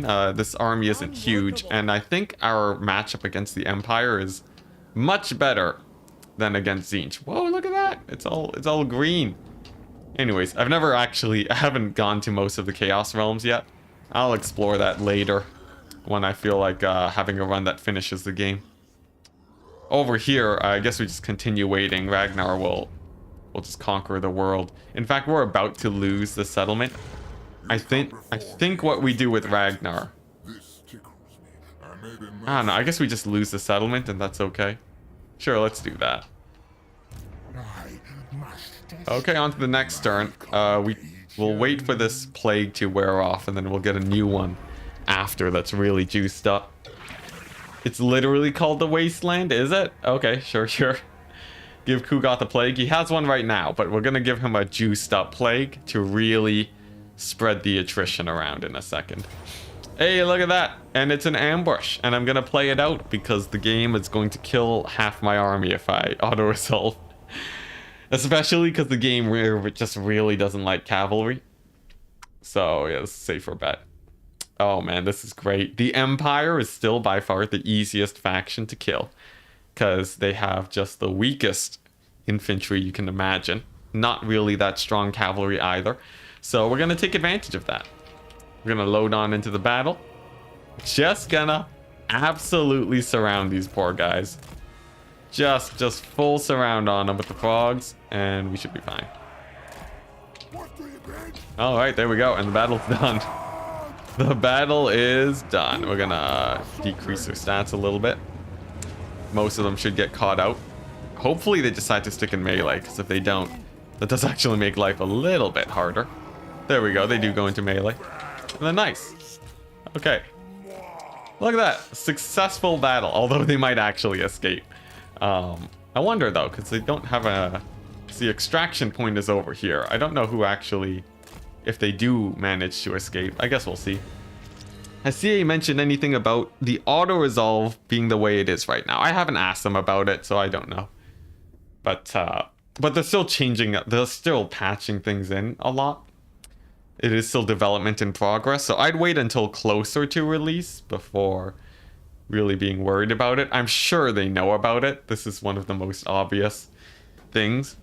But if it seems like they don't, I'll give some feedback for it. Okay. Let's see, 150 gold, I will take it. Nice, and we're spreading some plagues. Look at all that muck everywhere. Man, Kugat. Enticity, can you check the color scheme of those Marauder Horsemen units? Yes, I will. I'll check it out as soon as we get into our next battle.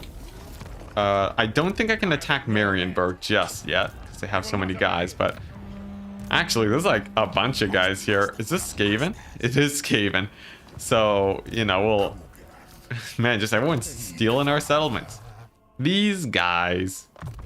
One thing I can do, though, to hurt the Marienburg folk, I can start assaulting their units. They'll start merging them. And over time, we should be able to win the battle of attrition here. What else? What else? We got our next tier of upgrades. Lord Recruit rank.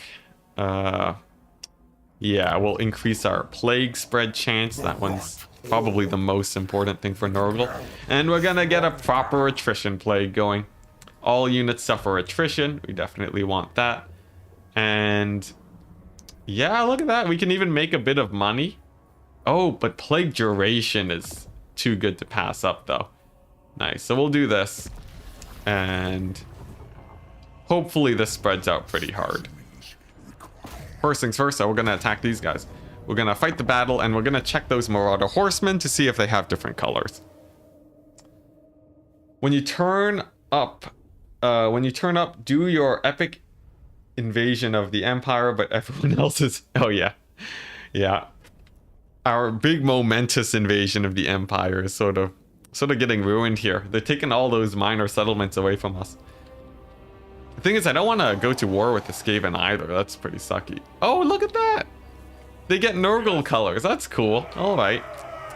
Yeah, so our Marauder Horsemen, they have our colors. So that means it's almost sort of like an army painter type thing, if you think about it. I don't want to say army painter, because then chat's going to start getting ideas. But, yeah. Colors, changing faction colors. So you can get... I want to see a pink Empire with Slaanesh. I just want to see pink everything, because apparently that's the only color that Slaanesh is happy with. Alright, nice. Pretty easy win. we are going to run this guy down just to make sure that he does not come back. There we go. Let's see. Ward saying hi, Enticity. How's total war going? It is going well. It is going quite well. We managed to make it to the Empire with quite the scary army. Right now, we're just looking for a staging point where we can really expand off of. Yeah, someone's just gonna clip that completely out of context. It'll make it to the front page of Reddit. And then CA is gonna be angry at me for saying it. Oh, hey, Helm of Discord. Also quite good. Yeah, old Total War games. They had army painters, right? I think they did. That's pretty cool. But I imagine for a game like Warhammer, it's not an easy task by any means. Now, Helm of Discord's gonna go on this guy because he is quite a bit faster. And he can get around and get that debuff going way easier. And I have to figure out where I want to head. Like, Marienburg is a bit too busy right now. I'll wait a second before doubling back there. But we're going to explore this region a bit. Maybe the Skaven lose this fight and we can take it. No, there's no way. There's no way they lose that fight. Oh, are we at war with them? No, we're not. Can I can't befriend them just yet, but it's on my radar. Let's see, where's the damage building? There we go, we'll turn that off. Yeah, it's on my radar to befriend them, but we'll wait a little bit. Okay, how are things looking? Pretty good. Let's get to the next turn, guys. My turn limit, I can play to turn 75, and I only have a few more hours of streaming too, because I plan to release a lot of videos. But come Wednesday, I will be streaming a lot more. Expect many more streams on Wednesday, guys. It's gonna be glorious. It's gonna be glorious. Custom army banners? Wow, that's pretty cool. If Dawn of War could do it, Total War Warhammer definitely could. Yeah, it's all a matter of priorities, really. It's all a matter of priorities. It's not that it's difficult to do, it's that it's just not on their radar, probably. But I don't speak for CA. I am but a player of the game. Now, we're going to make a bit of a risky play. I will save the game again. We're going to dive forwards here and hit up the settlement over here. We're getting close to France, too. So we have to be a bit careful. This is Boris. But, you know, most of these Empire armies are just like tier 1 or 2. We're still pretty early in the campaign. And I don't even know if they recruit higher tier units, so our push should be a fairly safe one overall. And Ragnar holding up the fort, doing well. Let's see, I think I can upgrade this as soon as I get 5,000 gold too. And who knows, maybe we can even get Shaggoths. Like, a lot of people are asking about Shaggoths earlier in my chat. And that would be pretty hype. I would want some Dragon Ogre cavalry. That'd be sick. It's so much corruption from Marienburg. Oh yeah, Marienburg, because they had the portal spawn on top of them, so they're having a rough time. Okay, nice. We still have very good reliability. We're one of the most reliable demons you've ever seen. It's a good time. Oh, look at that. Boris is coming for us, though. Now, I'm not actually that worried about him. The new reinforcement mechanic means it'll take a while for his supporting armies to show up. And in that time, we can probably just run him over with frogs, right? Almost loreful end of Marienburg. Oh man, we're talking end times. Every couple streams we'll have an end time discussion. It usually goes the same way. People very disappointed / sad / mostly just sad, let's be honest. Yeah. But that's such is the way with end times. Here we go. Let's beat up Boris now. Now this is the actual Boris Todbringer, so we do have to be a bit worried about him. But right now the river is stopping him from hitting me, so that's actually a bit anticlimactic. I guess we'll just continue our push forwards. There is Isleheart, the land of the ogres. Can I get you to like me? You know, we don't have to do it just yet. Not just yet, but I don't want to be at war with them by any means. Those guys will rip my face off if I give them the chance. Okay, one big question though. What do I get from here? Really? Is that it? It's still just the horsemen? I thought upgrading the building would have given me more. Is it still upgrading? Maybe I need to get it to tier 3? That's a bit disappointing. I guess we'll wait to get it to tier 3. In the meantime, I'll continue my push towards Reichland. And hopefully we can give them a rough time. Next turn, guys. Hopefully we don't hit turn 75 too quickly. Scrag looking rough. Is he? He does have a settlement here. Or is that Scrag or is it someone else? The ogres took over Reichland. Do they have all of the Reichland? Did someone see in the diplomacy screen? Oh my gosh. I swear if Reichland fell to ogres, that would be embarrassing. The poor empire just getting slaughtered here. Oh, are you saying the model for Scrag is looking rough? Yeah, we're not playing on the highest graphics right now, so. Oh, I missed it. I missed it entirely. I'll have to look later. But yeah, here's a rebellion. They're finally moving in. Now, I only have so many settlements left, so at some point we will actually run out of settlements, and we'll have to find something. Let's see, is he still looking messed up? Let me check. Oh my gosh. Oh my gosh. Oh, someone got hit by Nurgle, yeah. Yeah, no, that's disturbing. That is disturbing. Oh, jeez. Jeez. Why did I do that? Let's not look at Scrag anymore, guys. Let's just not. I feel like that was a bad idea. Oh, boy. Oh, boy. I don't want to model shame Scrag, but he's looking a bit rough. Let's keep moving. Let's keep moving. We're looking for the Empire. Man, there's just no river crossings. Are you kidding me? I guess we can go through here onto the water and then up. But we'll check out Franz first and see how he's feeling. Hopefully Franz is a little bit, you know, undefended. In the meantime, we can go here and get that outpost upgraded. Here we go. Fingers crossed we get dragon ogres. You can't get mammoths from Norska, so dragon ogres would be really, really hype. All right, another rebellion. That's fine. Yeah, we'll wait. Scrag just trying to fit in. Enticity also.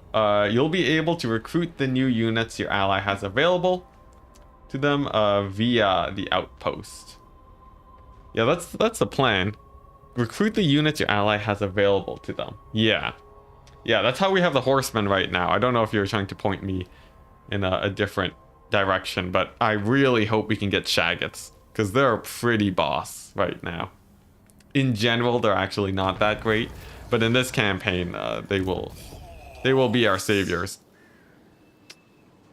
Alright, thought I crashed for a second, but we lived. We lived, we're good. Okay, what are we looking at here? We got the Reichland, we got the Karl Franz. Oh man, Franz is looking a bit weird too.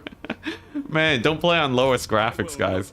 Boris looks fine. Franz is... he's seen some things. Alright. Let's see. Scrag is going ham. Man, I gotta upgrade my PC at some point, but not today. We're gonna go over here. We're gonna make landing on off one of these coasts, and we're gonna bully Boris because he has way too much terrain to defend properly. All right. Sure. Cooldown reduction. That's cool. That's cool. How long does this plague last? Still 2 more turns. It hasn't actually spread that much though, which is a little bit disappointing, but we'll make do. In the meantime, how are we looking? I don't want to get a rebellion here. We can delay it for 1 more turn. And over here, let's see. Can I get this guy to help me out? Can I tell him to kill this rebellion army for me? There we go. Hopefully he heads that way sometime soon. And then I guess we end the turn. We end the turn. And hopefully we won't run out of money.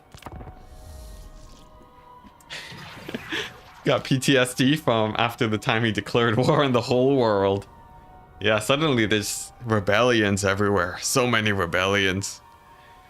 I think he still has a little bit of crazy in him, but in this timeline, he won't be conquering. Okay, cool. I'll become friends with the ogres. Honestly, I think the ogres are probably the most annoying faction to face right now, so any opportunity to become allies with them is a plus for me. 1080 Ti struggling in Warhammer 3, your system is doomed. I would expect CA to... They might have some more optimizations, because it does seem like there are some bugs. Wow, he's not friends with me anymore? Friendship ended? No, mobilizing. Okay, we're good. But yeah, so they might optimize it more, and also we're on medium graphics, so you might have to go to low. But you know, the cost might be worth it in the end. Okay, so we're gonna go here with Kugoth. We're gonna take this guy. We're gonna assault Boris's units. We're gonna fail, and we're gonna have to fight battle against them. That's fine. Let's see. Any good blessings of Nurgle? Chance of spreading to local province. Campaign movement disabled. That's actually sort of useless right now. We're gonna wait on that, and I guess we'll just low funds. No funds. Oh, would you look at that? Would you look at that? We have no money. Let's see. Can I offer you a settlement, perhaps? Can I just beg for money? Can I demand, like, just a little bit? Oh, come on, Ragnar. All right, that's not good. We can make do with one turn without money, right? You know, if Boris attacks us, we should be fine. Here we go. Let's do it. Boris, you better attack me. I need you to hit me so I can win a battle and make a quick buck. Yeah, I have a very used 1080 Ti. Yeah. So, you know, if you have like a... Hey, nice. Close defeat. I will take that. Let's go ahead and fight the battle. Yeah, so I have a very used 1080 Ti. It's pretty old. Although that doesn't degrade the graphics card that much, I don't think. But if you have like a, you know, 5700 XT, you should be fine. It's like roughly the same strength. And you can get those for pretty budget when graphics cards are back available on the market. I don't know how the Bitcoining is going right now, but there's that option. And if you have something weaker, you can go on the lowest graphics. But from what I've noticed, the game is only slightly laggier than Warhammer 2. So if you can run Warhammer 2, if you knock down a couple settings, you'll be fine.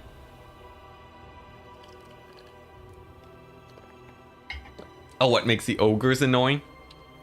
The ogres are annoying because they have monstrous infantry, which are really good against my anti-infantry cavalry.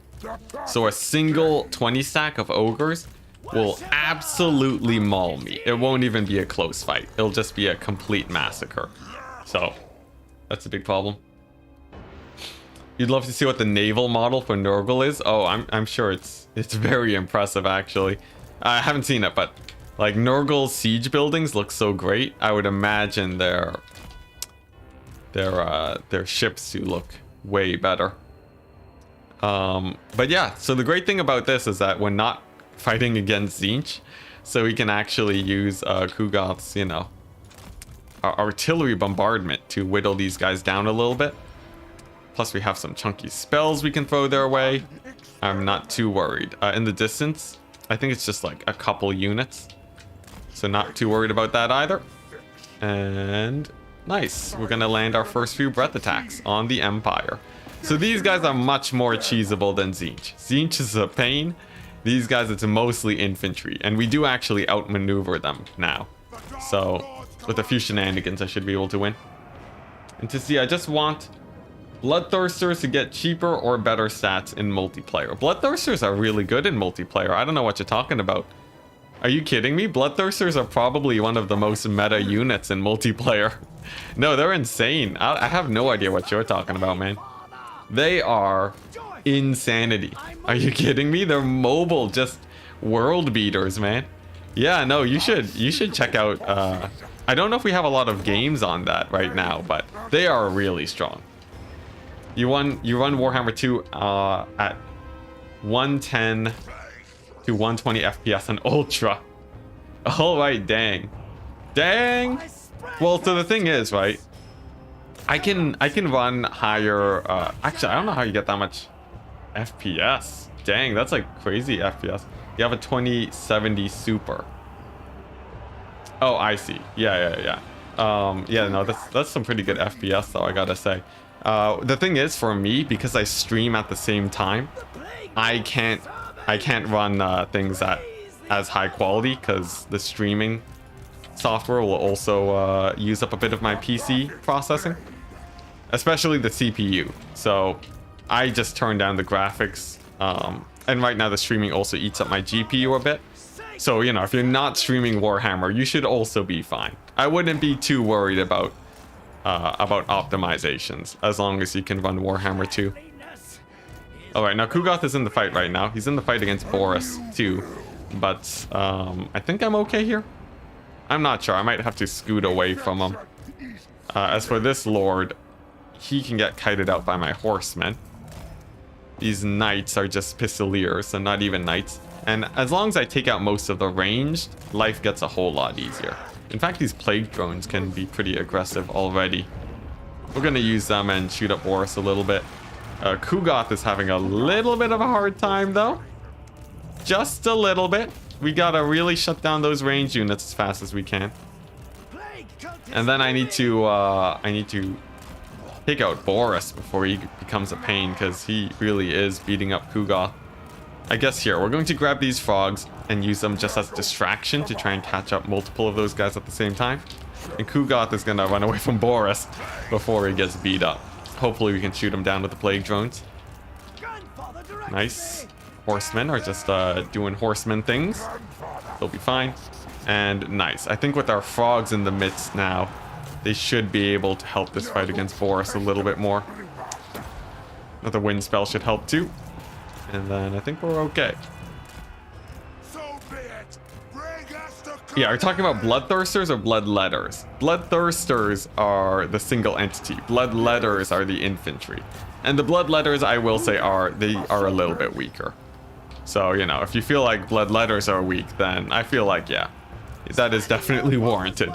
But bloodthirsters, those guys are amazing. Yeah, 2,300 are the bloodthirsters. See, this is sort of the problem when it comes to demons and their naming conventions. They're not that creative with their names. I guess, you know, Empire have their... See, like, everything's about blood, you know? You gotta spice it up a little bit. Obviously, you know, demons, they are a fan of blood, but you gotta... It makes it very difficult to talk about units. Maybe one day they'll get there. Alright, so right now what I'm building up to is this fecundity ability. That'll make it where I can actually heal up Kugoth a bit, because he is still getting beat up pretty hard. A few of our engagements are pretty messy too. And I should really get this hero in here. If we do lose Kugoth, it's not the end of the world, but it definitely sucks a lot. So let's try and sneak him out of there. Oh man, if we lose this fight, we'll have to retry the battle. We'll have to retry the battle if we lose this fight.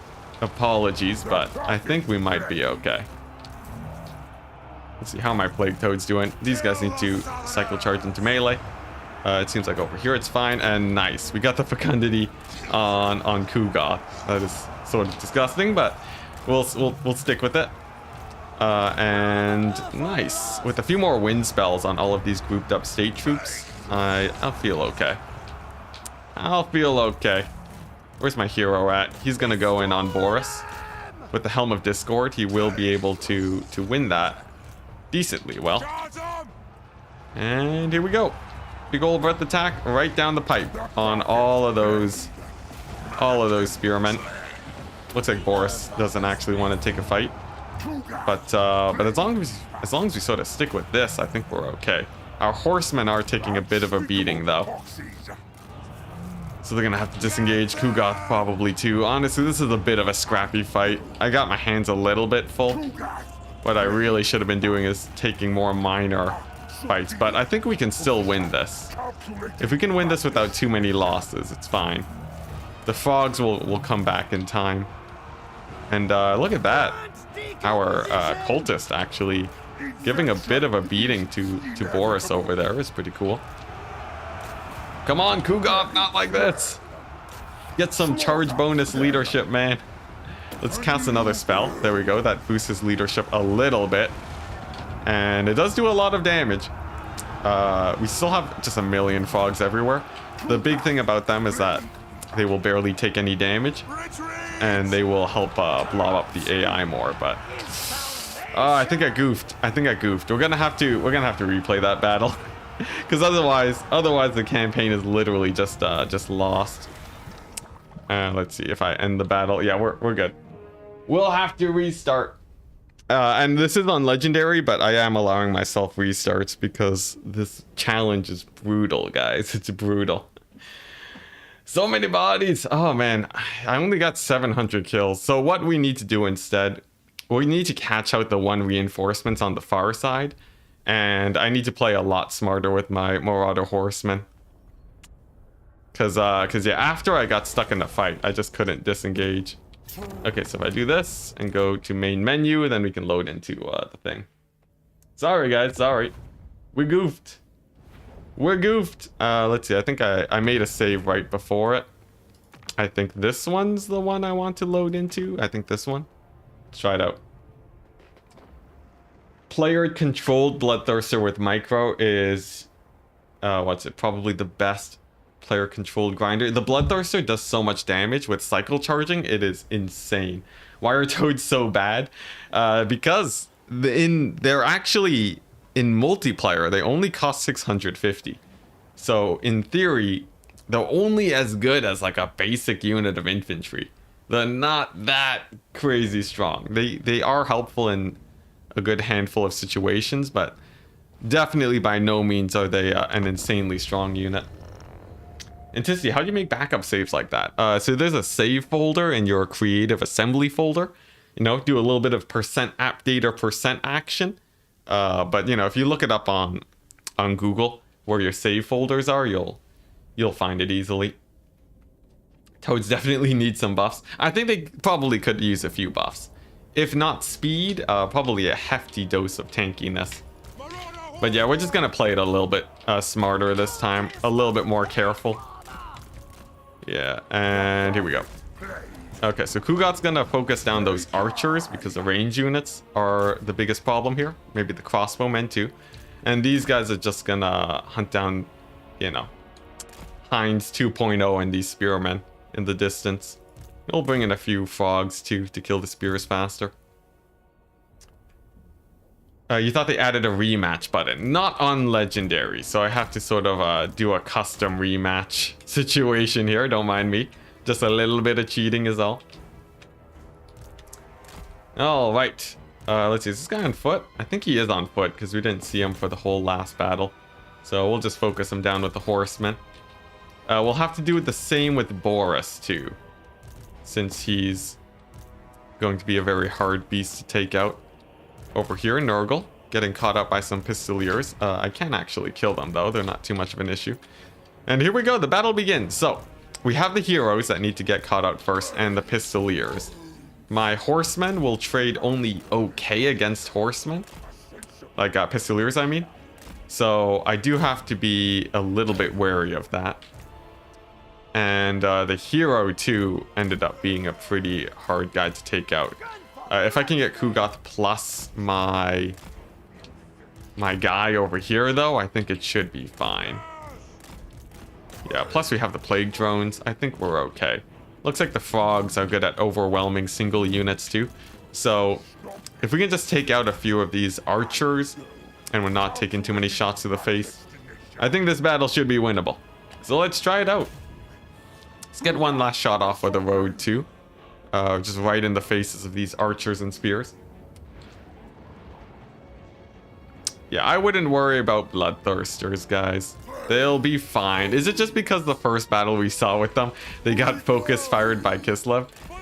As long as you have at least a little bit of dodging capabilities, you'll be good. You'll be good. Oh yeah, and there's gonna be a lot of tweaks too, guys. Like 100%. There's a reason why it says development in progress on most of the streams, because it is still being developed. Who would have guessed it? And yeah, CA, they are taking their time to make sure that this game is great. The delay seems to have been a good one. Man, these archers are a pain though. I guess I could start getting in some breath attacks, but right now there aren't too many good angles for me. We'll just do a little bit of dodging with Kuga, and we'll also have to try and get a good fight with this guy. Kugoth is quite tanky too. I could potentially burn out their ammo, but overall, it's a pretty bad trade. I'd much rather just get some better engagements here. Ooh, one thing I could do, I can use this guy to dodge your shots instead of Kugoth, because we all know Kugoth is a little bit slow on his scooter. Quite a big target too, so I'd much rather have this guy on his actual normal horse, dodging against these archers. So we'll do that and let the kiting begin. This is a very big Empire army, so I'm gonna take a hot second. I think this Empire general is in a good position to get baited out though. Yeah, we're gonna take a fight against him now, and with the Helm of Discord, I think should get beat up pretty hard, I think. Let's see. How's my Herald doing? He's doing decently. He's sort of gone blood up on infantry though, so we're going to knock them down with the wind spell and then pull him out of there for his own safety. My horsemen are nearly out of ammo, so we have to be a little bit wary about the hero situation here. I did waste a few shots on some guys that I didn't have to, but this guy's taking a lot of damage. My Herald's doing great. For the Great Father, indeed, we're kiting. We're kiting for the Great Father. Not the most epic thing to do for him, but you know, it's going all right. And nice, the hero's down. So now we can start worrying about splitting up units. This is good. This is a good sign. I don't like that Kugoth's still getting shot up a lot though. So time is of the essence. These frogs are gonna have to hop very slowly to that flank, and they're gonna hit up those archers to give Kugoth a bit of a break. These horsemen are going to be pretty good too, since they can generally distract quite well. And as long as we don't lose our lord, I think we're fine. Yep, Kugoth with his limited ammunition. It's a tough time to be a Kugoth. But the formation of the Empire is getting really botched right now. There are some pretty good openings we can take advantage of, especially on these archers. If they continue to chase me down, it's definitely a good thing.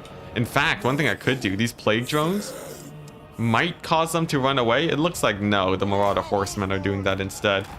But yeah, so begins our dive in on these archers. We got a bunch of Marauder horsemen. They can do some pretty good work on them overall. I just have to be careful not to get caught up in spears for too long, as that will definitely happen if I'm not careful. Okay, Empire Captain's nearly down. Our backline toads are coming on in hot. But a lot of, you can see the archers are pulling back to their sword infantry. So we can sort of just disengage for now. You know, we're in no rush. We're in no rush, and we can definitely take our time because these guys don't have shields, which is, of course, a very big plus. Okay, I think I do have to go for a bit of a disengage though, because this is becoming a bit of a blob fight like it was before, and we don't want a big mosh pit. We want to take these fights piecemeal as much as we can, and we have a huge amount of space behind to kite back, and I will be taking it. I will be taking that and using that to my advantage. We did rout off one archer too, which is quite good. What are these? Basic swordsmen? That's fine. Okay, nice. And some pistoliers are fighting our horsemen, so we should win that.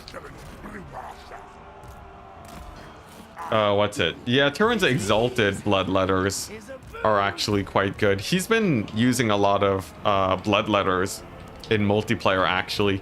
Just because Khorne is so good at shutting down ranged, they do win pretty hard. So, like, those guys are pretty safe in melee. Plus the summons from the cultists. I think Turin is making Bloodletters work quite well overall. Yeah. And even Exalted Bloodletters, I'm sure those guys will see play too. Okay, so there's one unit of archers here. I'm probably going to use my cultists to shut them down. These guys are just distracting the main Empire army. Nice, nice. Pistoliers are nearly down. And we're going to bounce up over here to try and catch these guys. They do have skirmish mode on, but it looks like I do catch them in melee. Very good. A breath attack, and then we're going to move around with our horses to catch these archers in a second.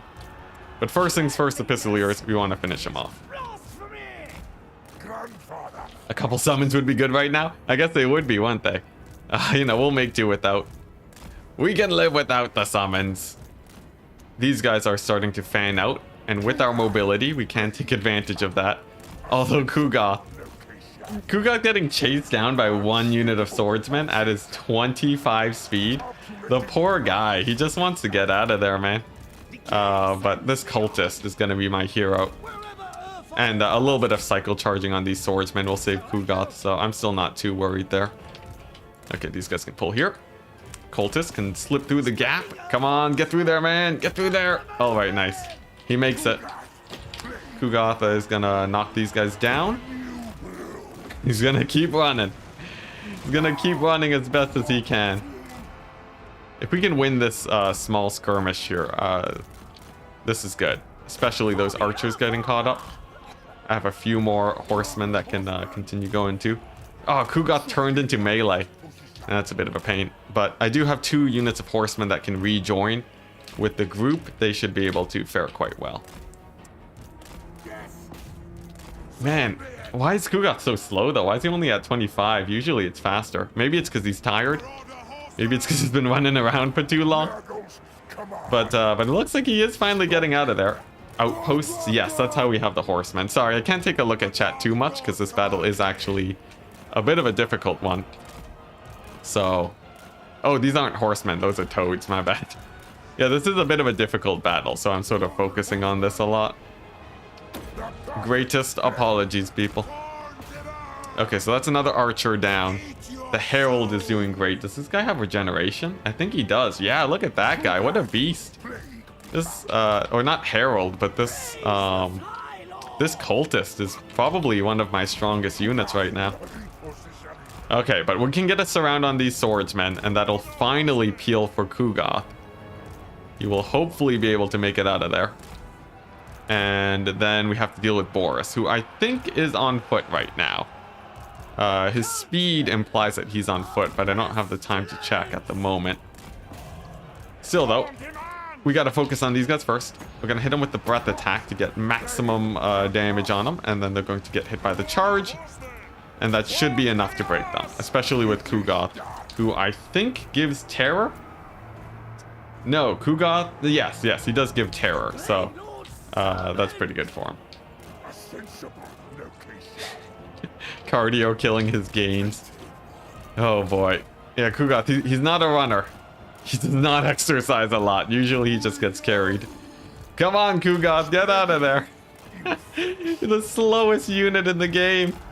Oh, Nurgle. Man, I cannot wait till I can get my hands on Slaanesh.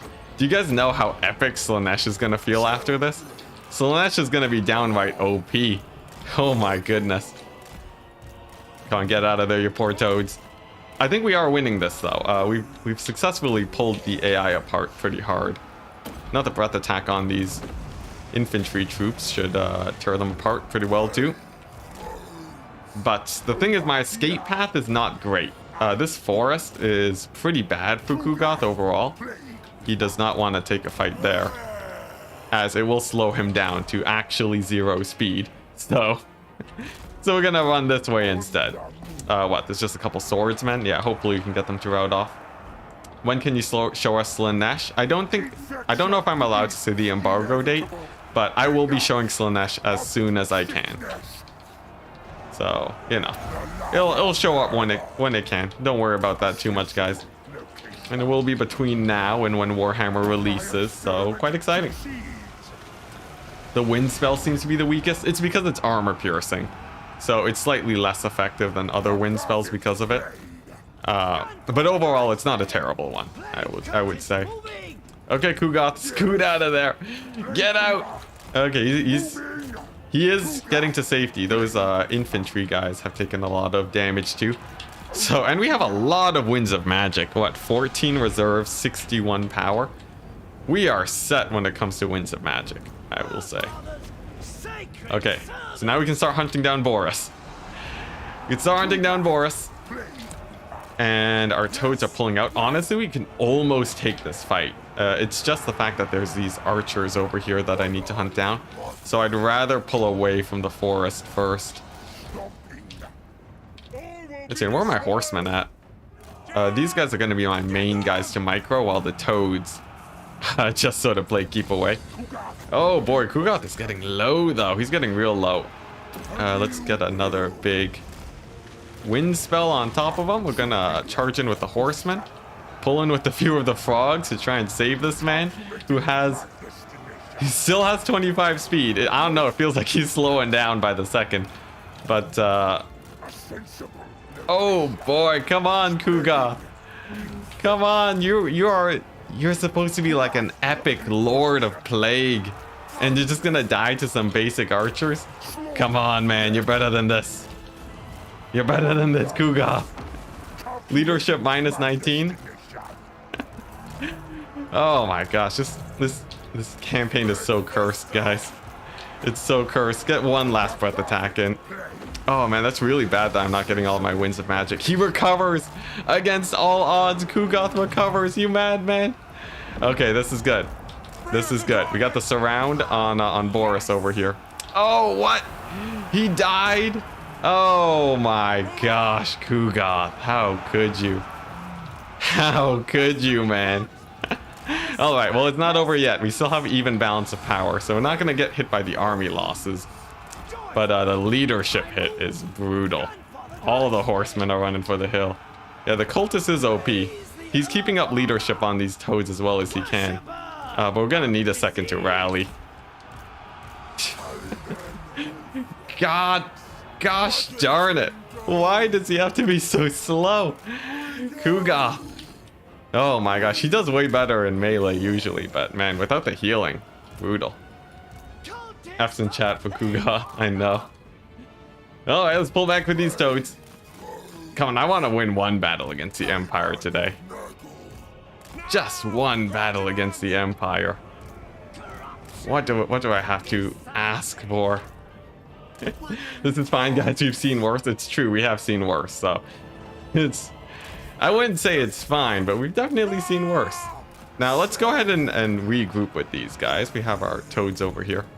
Man, I think he was just, maybe I have to like slam him in the corner usually. I don't know, but let's pull these guys back. We have our group over here, and they can probably get a few picks, especially on like this unit of spears. Not to mention we have the glorious guy and a horse, true cavalry. And here we go. Spears are moving on in. We're gonna charge them in the flank so that they don't get any charge bonus reduction. And the frogs are gonna hop all over him. That'll take him out. And then this cultist, he's gonna have his work cut out for him, but he's a pretty strong guy. He's brought Boris down all the way to half HP, and he's gonna support these guys over here in the units that they tried to catch out. We got the spearmen wavering. They'll be down in just a second. A couple units of infantry, but I'm still not too worried. What I am a little bit more worried about, though, is my retreat path. We don't have too many avenues to run off the map, but I think with this cultist, we should be okay. And we did break the spears, which is good. Okay, here we go. So he's my only mobility right now. So we're going to use him, and we're going to dance around these spears. And hopefully that draws them away from all of my toads. Oh my goodness. Let's pull this way. Here we go. He's going to pop the Helm of Discord. Fight Boris. Oh man, this is looking real rough, guys. This is looking real rough. But we have to win this battle. We have to win it. Oh man. Oh man, this is such... This is so painful. How fast are these frogs?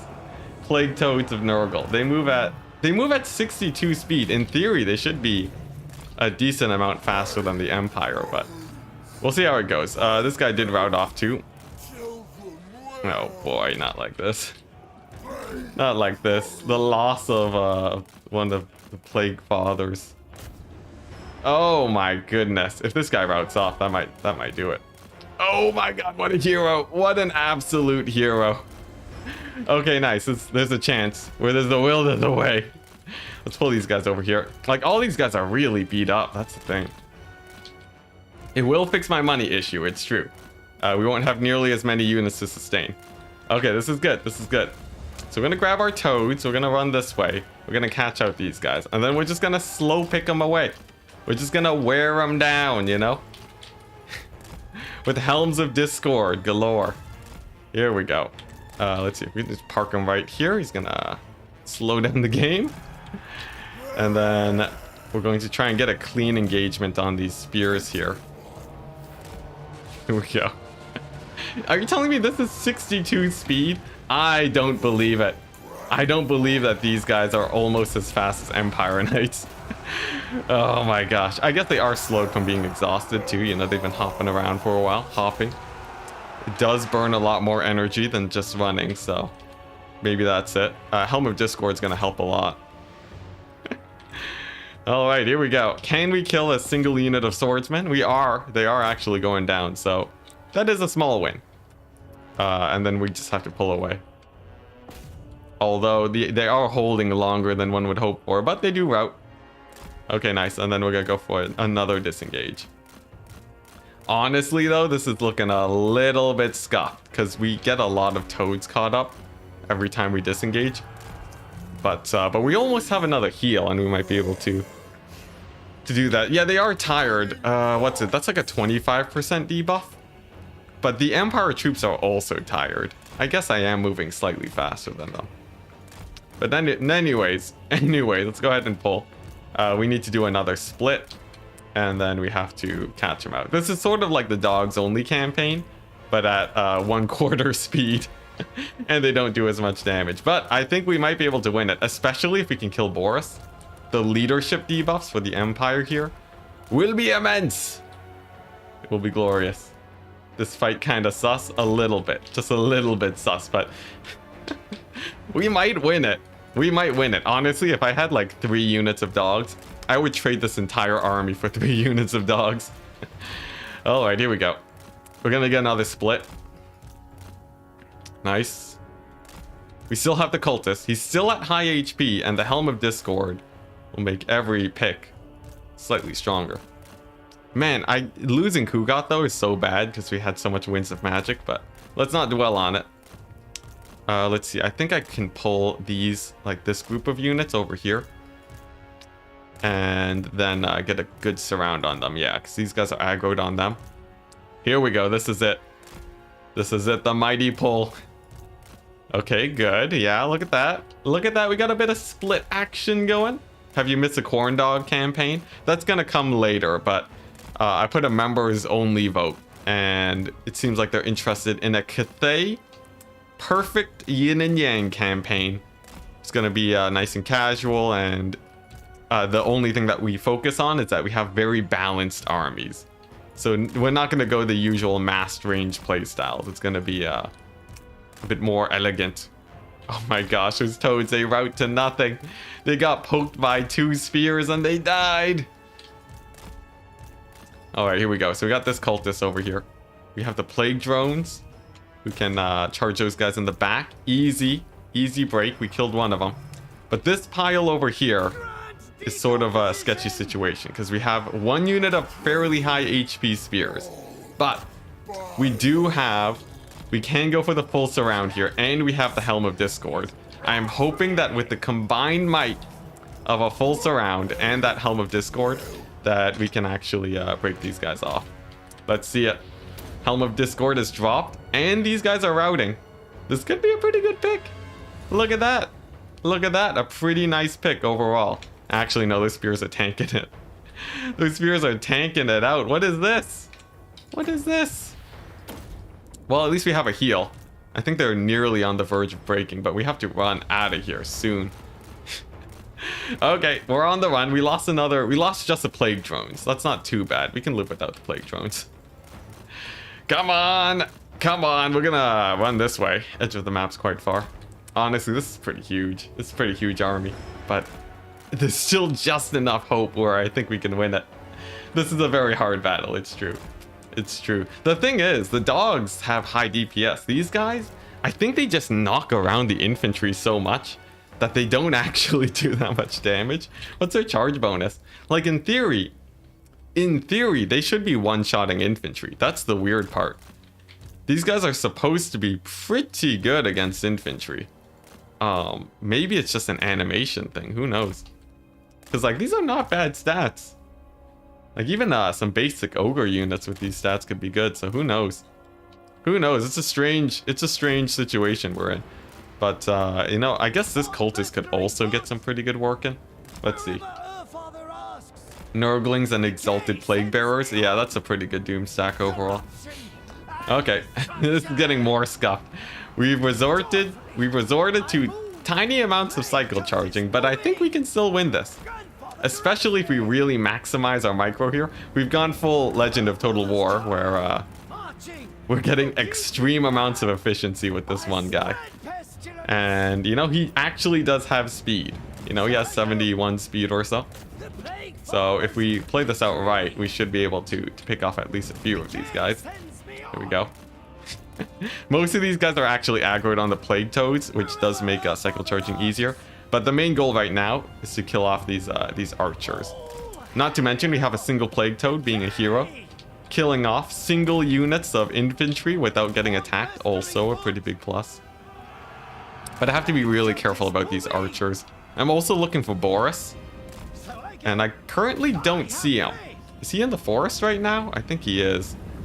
But yeah, I'll need to... If I can cycle charge Boris down, that would also be quite good. Okay, get out of there. Get out of there, you cultist. Okay, we're gonna dive this way. We're gonna swoop. There he is, the man himself. This is it, guys. This is the big play. If we can kill Boris here in the open, solo, then what we can do is we can actually start routing these guys off way easier. Because the army general lost penalty is pretty brutal. That sort of offsets how behind we are on very hard difficulty. So if this guy can do it, we're set. And the charges are going okay right now. We're gonna wait for another Helm of Discord, and in the meantime we can just speed up the game a little bit. Okay, nice. We're gonna slow it down. This is it. This is peak gameplay, guys. This is what you've come. This is what Warhammer 3 will be. Come on, get out of there. Okay, nice. It's gonna be a close one. I don't know if he actually wins against Boris here. That's the problem. Boris is like quite a beast, actually, even with the swooping. According to legend, you just want hordes of Nurglings. Is that sort of like to get the auto resolves going, or what? Okay, here's the problem, right? Boris has archers near him. I'd rather use this guy to help bail out my Plague Toads, because they are getting caught up a little bit. So I need him to stall up these spears before my toads actually die. But really, hordes of Nurglings. I'm surprised that Nurglings are the proper doom stack here. What, do they have like cool buffs, or do you just field so many that you can win it? It's not for auto resolve. Dang. Is it to surround Tzeentch's army? Because like Nurglings don't really feel that strong to me. But maybe I'm wrong here. They're cost efficient, not an auto resolve doom stack. Okay, cool. Maybe one day, but honestly, honestly, I don't know how many Nurgle campaigns I want to play in general. This is brutal. This is brutal. Like, I honestly might run into army losses soon, which would be a pretty big problem. Come on. Get out of there, man. Well, you know, they're not attacking me. That's a big plus. Kugoth gives them regeneration. Oh, that's pretty cool. That's pretty cool. I dig it. Okay, guys, this is it. This is the rest of the stream today. I think I win it, right? With the Plague Toads, if they surround Boris, maybe they'll kill him. Maybe they kill him. I don't know. Like, this cultist could get infinite value, right? Like, look at that. He just killed one dude. He just killed a... Wow, he didn't actually kill the guy. He lived. He lived. It's gonna take multiple charges. All right, let's pull this way. We're gonna ×2 it. I think the big deciding factor is whether or not I kill Boris, right? If I kill Boris, then we are sort of much more set, because a lot of these guys are going to start routing off. If this guy dies to Boris, though, then the battle's basically done. So it more or less hinges on that, I'd say. 5-hour battles. Yeah, if we had Kugoth alive, the breath attacks definitely would have cleared it up, but unfortunately, he moved at the speed of, you know, what? He's basically a corpse cart, right? He has no mobility. All right, but you know, we are whittling down these archers. These poor archers are just getting harassed by this guy, but now the big man Boris himself. If I can isolate him a little bit better, we're good. Oh, actually, one thing that's happening.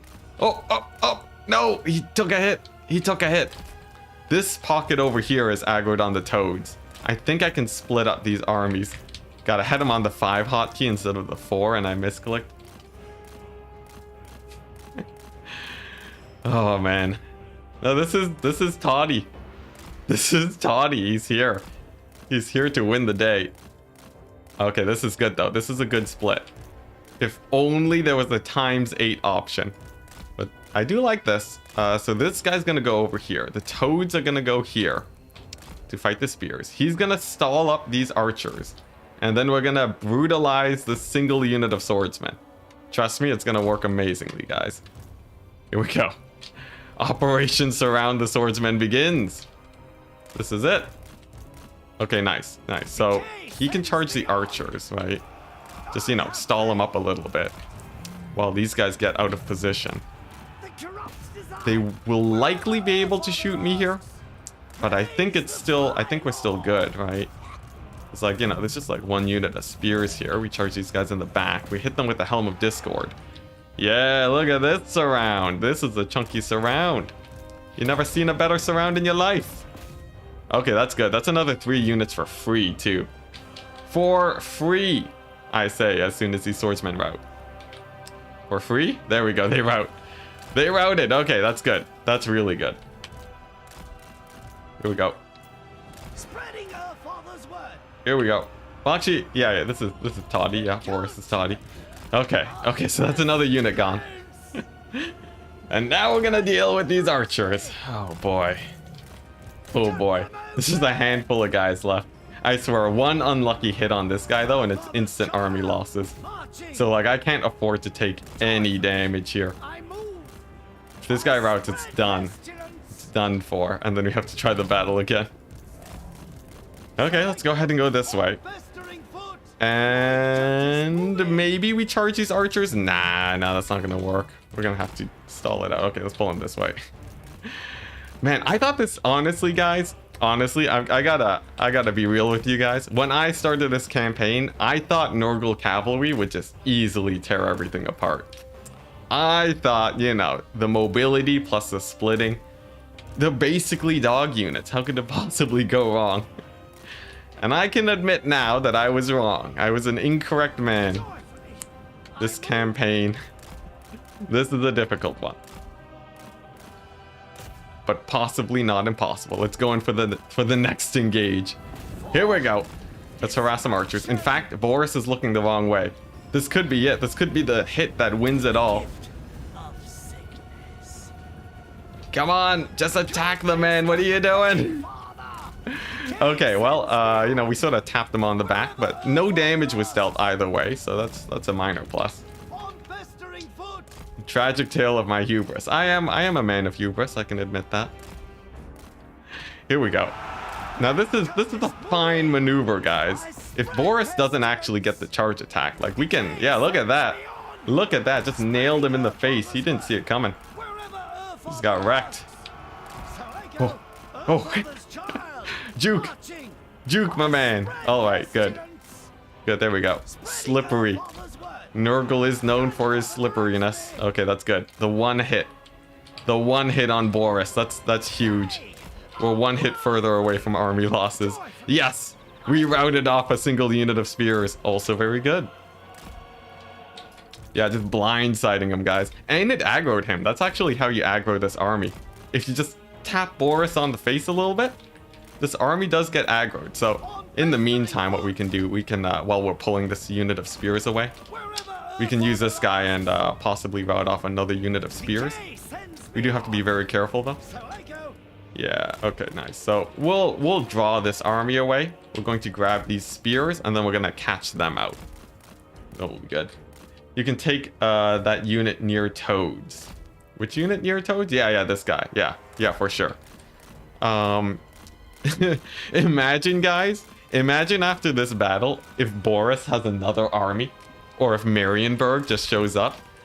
That'd be disappointing, wouldn't it? Because then we'd have to roll back a while. That'd probably be like an end stream type situation. That would be brutal. Also, I think I sadly de-aggroed these spearmen. That's a shame. If I could re-aggro them, that'd be great. Especially these archers. There's a chance I could pick them off. I guess we'll try for that. We'll try for that because they don't fight. As long as you're sort of pressuring them here like this. Come on, get that hit off. Attack one of them. This pocket is like pretty chunky. If I fought it, I would die to army losses. So I have to be a bit careful here. I would still like to get the pick on Boris too. Okay, that's a pretty good charge. It's a pretty good charge overall. Okay, we're going to pull away. We're going to pull away. Those spears de-aggroing is a pain. Here we go, Boris. Is he aggroed on my lord? He's not. He's not. This is it. This is a big opportunity, guys. Nope, no, he's aggroed. We're not taking that fight. It's because the frogs are invisible right now, so they have to actually, if the frogs are invisible, I could probably pull this guy. Okay, yeah, this is it. I think we might have a good rinse and repeat strat here, because this army's all aggroed on him. So what we do, right? We aggro most of these guys. And then we're gonna pop one of the frogs so that they're visible past the hill. A couple of these guys will aggro onto them, and then we're gonna focus fire them. Isn't this only turn 30? No, we're a bit further. We're on like turn, 50-ish or something. This looks like pain. This is progress. That's what this is. That's what happens when you bring toads against Boris. Yeah, he's been fighting beastmen all his life. He knows how to kill some frogs. But look at this. Look at this strat. Oh my gosh, I've never seen a more effective strategy. Oh, we de-aggroed these guys. There we go. They're re-aggroed. This hill is the ultimate cheese, guys. The ultimate cheese has arrived. So we'll wait for these guys to get a little bit closer. And then we're gonna get the surround on the frogs. It'll be nice and safe. And then they don't have much left. Like what? A couple units at decent HP? Most of them are low. Like this is the juice. This is the juice right here. We're gonna hit him with the Helm of Discord. Oh yeah, guys, this is it. Oh yes, here we go. Oh, slow it down. Slow it down. First things first, we wanna run away from those swordsmen. And then we're going to collapse in on those spears first. Then we'll kill the swordsmen. As long as they don't group up too hard on me. There we go. We got a pretty good charge on them. That's good. In fact, I don't even think I need my lord there. He's going to bog down these swordsmen. And then we're going to surround them instead. 75 is the embargo limit. That is correct. So, we don't have that much time anyways. Okay, here we go. This is fine, guys. This is fine. Why are these guys just charging my swordsmen? You have a general in your ranks. Just aggro on him. Here we go. But, they're running away from the main army, so that's what's important. You got the toad cavalry coming in from the back. And there we go. The charge. The devastating charge. Yes, this is it. Peak gameplay. Okay, so now we just gotta kill these guys and then rinse and repeat. Here we go. And we want to chase them down. Now, we did lose a unit of frogs. You might think, wasn't that a terrible trade? You lost a whole unit of frogs for one swordsman. And yes. Yes, it is. But the fights get more and more manageable as time goes on. So we don't need as many frogs. But we might still lose this. We'll see, though. We'll see. Why do these guys have such bad leadership, though? I guess maybe it's a balanced power thing. I have no idea. Or maybe once they break, they have a rough time. I don't know, but But still, we're gonna refocus on Boris, because I think that leadership debuff is still really important for us to hit. Get out of there, toads. Get out of there. Don't die to a couple archers. Okay, they're fine. Oh my gosh, you got army lost? We're gonna have to play it again. Okay, I will win this battle. If that's what happens, if we just have to win this battle and then we end the stream, then maybe that's it. Maybe that's how this campaign ends. Oh my gosh, why is this so difficult? I have no idea. Man, against basic Empire infantry. Dang. Dang, that's a rough one. All right, here we go. Load. Take a quick second. 42, we're gonna load into that. Now the thing is, we could retreat from this army, but I think he just chases me. Jack Cogswell, welcome to the crew. We got a new deckhand. I don't know what combination of events of seeing that army die has caused you to become a deckhand, but thank you so much, good sir. We're gonna win it. We're gonna win this battle. This is the final boss of the campaign. Oh man. And I know, Warhammer 3, why are you so difficult? Honestly, guys, I deserve it. I said Warhammer 3 was not going to be a difficult game. And I was wrong. I was a wrong man.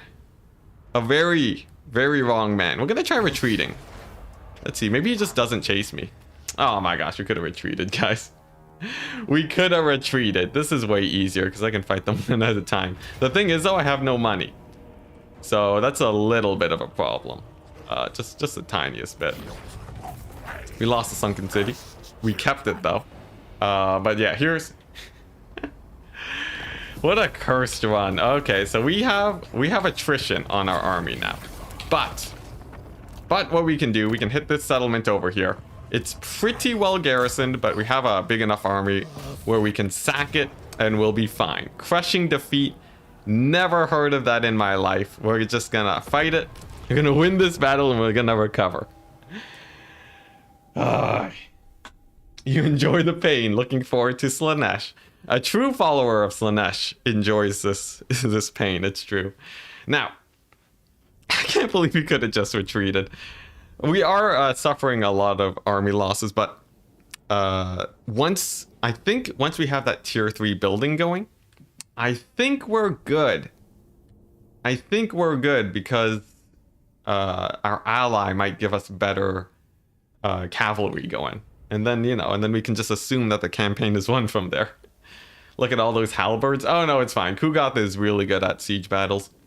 Yeah, no, Kugath is amazing at siege battles. We'll be fine. Okay, so I think, what?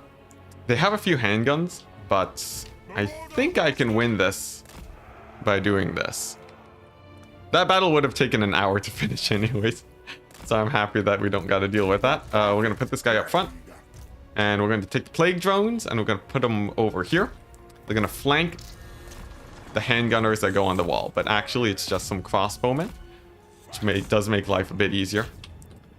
And yeah, they're just going to dive right on top of them, land, and then we should be fine overall. Here we go. We're just sending in all of our guys to move in and attack the gate. Nice. And let's take out those crossbowmen. Okay. Okay, change of plans, but we're getting there.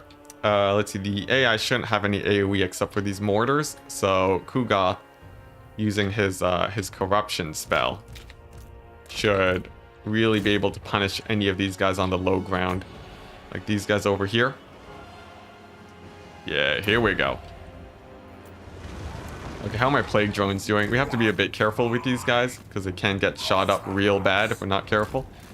So we'll sort of dance around with them a bit. My Marauder horsemen are actually going to go to the far side now and hit up this gatehouse. What's up with the horseman portraits? Don't worry about it. The game is still development in progress. But yeah, that'll get fixed later. Okay. We'll land with our flyers and then I guess, yeah, we'll just keep spamming out this corruption spell over here. The handgunners are actually in a pretty bad place to shoot at me once I move into the low ground, which is good. Oh, never mind. We actually have the gate open. I didn't even notice. Okay, well, we're spilling in then.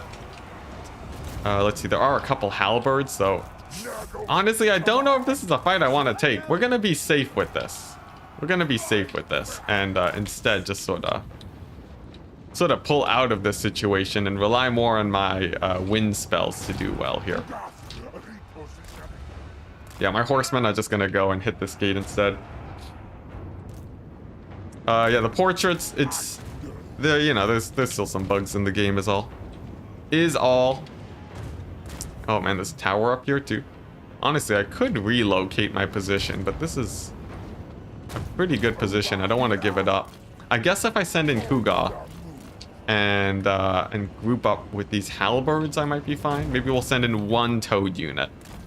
We'll send in a single toad unit to help out. But it's mostly going to be Kugoth and this cultist with the Stream of Corruption spam. I'm not too worried about the ranged since I can jump on top of them. I'd much rather get rid of the halberds instead. Okay, and in the meantime, these horsemen can start busting down that gate. Kugoth is going to go over here. His artillery shots are getting in a lot of damage too. And Stream of Corruption, there we go. Hey, nice, halberds are going down. This is a good sign, because now I can properly spill in with my toads without the threat of getting caught up in halberds, and I can start moving my way into the city more. There's nothing wrong, you didn't know what I was talking about. Oh, I see. I see. Okay, who's this? Just a random lord? That's fine. Let's bust down the gate now. Hey man, Enticity, keeping it. Hello, happy to have you here. I still don't know how to say your name properly, but I recognize that comment every time you put it in. Huh, let's see, where did the mortars go? Are they... Oh no, they climbed all the way up here. Alright, that's fine. Let's go ahead and throw down a few more breath attacks. And pretty good. You know, it's not the best breath attack in the world, but it's definitely pretty good. And as soon as the Marauder Horsemen break in, they're just gonna storm the point, or both of the points, and then I should be good from there. Nice. Siege battles, the only way we will be coming back today. Let's see, I have some plague drones on the ground, that's fine. Nice, and we'll just continue pushing forwards. Oh man, without my spells and Kugoth's sort of artillery shots, things would be very dicey indeed. But the way things are right now, I think we're fine. Especially if I can get these guys to terror out, which it seems like they will in just a second. How's this gate doing? Half HP? Nearly down, guys. Okay, so Kugoth is going to finish off this Empire Lord now. Come on, let's get that attack order on him. Oh my gosh, Kugoth is too big. There we go, we got the attack order. These toads over here are doing okay. They're gonna want to get out of this situation though at some point. It's a little bit too sticky for them. And over here, my Marauder Horsemen still chunking down the gate. The gate's holding is actually a much more interesting mechanic now because it buys time for... No, it buys time for your capture points to build towers and such. So it is actually pretty good. And actually, one thing I could do, this cultist is way better suited to capture points. He's gonna go ahead and do that. Just rush the points and start taking them out. Let's see, I'm not too worried about... Like, I don't really want to take these supply points. I'd rather just capture the settlement. That seems like the fastest way to avoid more damage on my army. And boy, oh boy, do we need it. To keep running away with these toads. They're going to pull out of this settlement now, because this is not a good place to be in. So many spears. Yeah, no, they really got to get out of there. And yes, nice. We took out that gatehouse. Okay, on to the capture points. How's my cultist doing? He's still pretty slow, all things considered, but he's the fastest guy I got. He's gonna beeline it to the end there. And now it's all about keeping these guys as healthy as possible, especially these toads. The big problem is that they have a really hard time fitting through the gate. But if I sort of spam click them out, they'll shuffle out eventually. The name is Johan. I think Johan is how I say that. Pleased to meet you. Nice. Happy to have you here, man. Oh, man. Hey, Dylan. I'll call you Dylan. Things are going well. I'm excited to try out a non-Nurgle campaign come Wednesday, though. As soon as some embargo stuff lifts. That's going to be pretty exciting. Because honestly, the frogs are a little bit tormenting. But yeah, once I get another campaign going, it should be pretty fun. I'm not fully set on what I'll be doing yet. But, you know, something that isn't Nurgle for sure. Maybe Cathay, maybe something else. We shall see. Yuhan. Yuhan? Okay. Yuhan. Sure.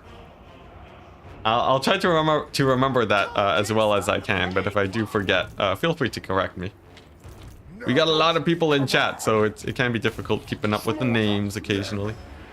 But it looks like I did manage to get my toads out of here, so these guys are sort of safe now. And we do have one of the capture points. Pretty good. We're also going to heal up my horsemen, because they're sort of the most important tool right now. For they do capture the points. And over here, it looks like things are going well. In fact, we might even be able to army loss them. Just by killing their halberds, but I'd like to get up the second victory condition set up before, just in case. All right, so let's spill over here. We'll get this supply location, take out a couple towers, and then we'll be good to go. And these guys are just gonna hug the walls to avoid taking more damage than they have to. Don't worry, all English speakers get it wrong. All right, cool. Yeah, it's a difficult name, I will admit, and I'm not very well traveled either. Don't expect me to get too many name rights, but thank you for being accommodating, good sir. Here we go. We finally got our hero on the point. He's going to be capturing that. Our horsemen over here are doing well. I think the heal helped them a good amount too. Although I don't know if this affects non-Nurgle units. I assume it does though.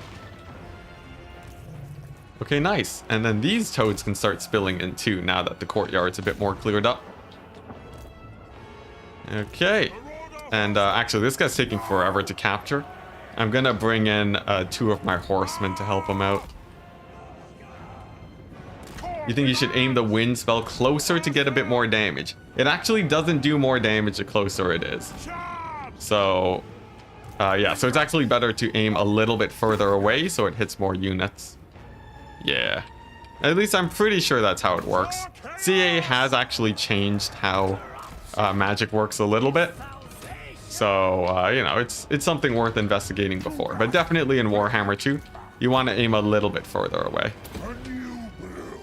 And actually, they're very close to army losses right now. It's just like a couple outriders and 1 unit of spears left, I think. So I think we just sit back, relax, and chill. Yeah, we can just sort of ×4 this and we'll be good, I think. Except for the fact that these outriders are killing my marauder horsemen, which I'm not generally used to, but still. Let's go ahead and move on in. Capture point is fallen. Nice. These range units might kill a couple of my toads, though. They will sometimes have a rough time. Here we go. Let's see if I can chase down those outriders. Hugoth can just sort of scoot forwards too. And we're just waiting for this timer to clean up. Nice. Looks like the Marauder Horsemen are doing much better in that fight now. And another breath attack. And we're almost there. We've almost won a battle against the Empire, guys. Against all odds. We did it. Okay, so now we gotta take the settlement. Now we gotta take the settlement and try and survive the horde of Empire troops that are gonna come our way. Ooh, the grandfather's gifts are generous. I'm sure it heals the Marauders. Yeah, very likely. Flying Taco saying further away is usually better because the spread gets wider. Yeah. There's like a few, you know, for the AoE spells, the center is usually where the most damage is dealt. But for breath attack spells, I think it's consistent the whole way through. And we did lose 1 frog, but that's okay.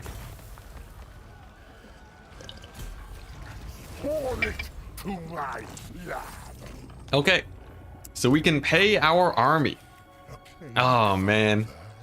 And sadly, Chaos does not give Shaggoths. That's a real shame, isn't it, guys? Yeah, I think Chaos doesn't have anything for us, sadly. But we must go on. Chance of spreading plagues, that's really good. We're going to up our ammunition, also very good. And then we're going to give Kuga another chunky plague. It's going to give him the best one we can, plague duration and attrition. We're going to infect him, and we're going to spread that as best as possible. We're also going to do this.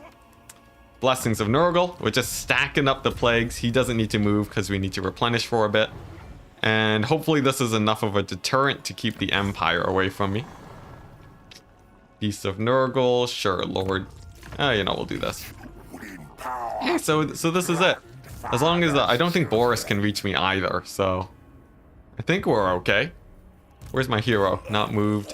He's going to assault Boris's army to keep him off my back as much as he can. Okay, nice. This is it, guys. We're stabilizing mildly. Very mildly. On to the next turn. Whew. Man, what a siege battle, though. Oh my goodness. Ooh, man, if we can make it to turn 70 today, though, I'll call it a win. At least a minor success, you know? For how crazy this campaign is. Nice, I'll take your 200 gold. I know I need it. Yeah, praise the grandfather. Good old Papa Nurgle. Woof. Plus, our allies doing pretty good in the north, too, now that we've taken out the Tzeentch army. Because that's usually his biggest threat. Okay. Here we go. How's this doing? So we're chilling.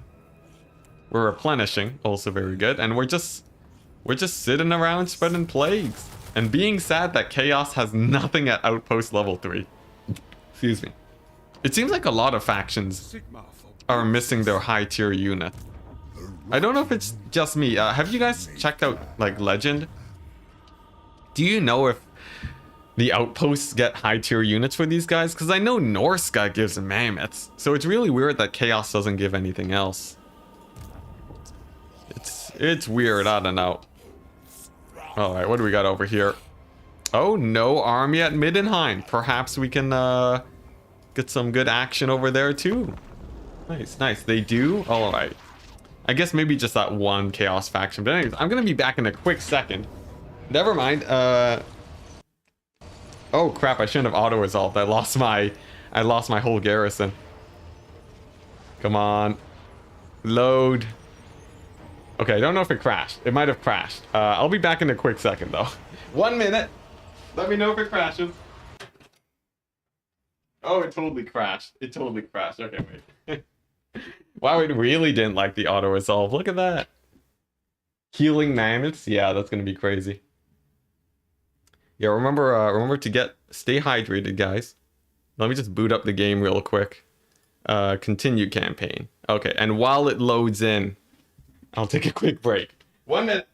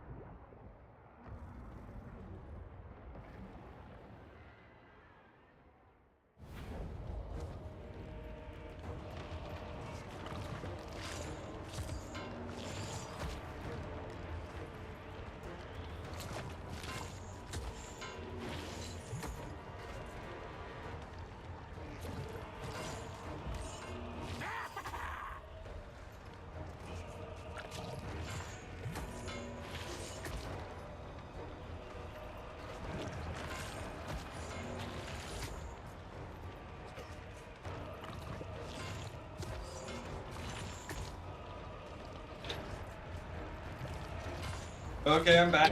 I'm back. Here we go. We're gonna play this battle just so it doesn't crash and we should be fine. Chair is the streamer. Yeah. I'm just here. I'm just being piloted. All hail the chair. All right. Might be beneficial to see the settlement is building first, or at least target the province capital for better odds. What do you mean by that, S. Howley? Are you talking about settlement buildings? So it's luck of the draw? Oh, okay. Yeah, the settlement buildings. Yeah, sometimes you get some good buildings, sometimes you don't. I actually don't really understand how that works in general, but yeah.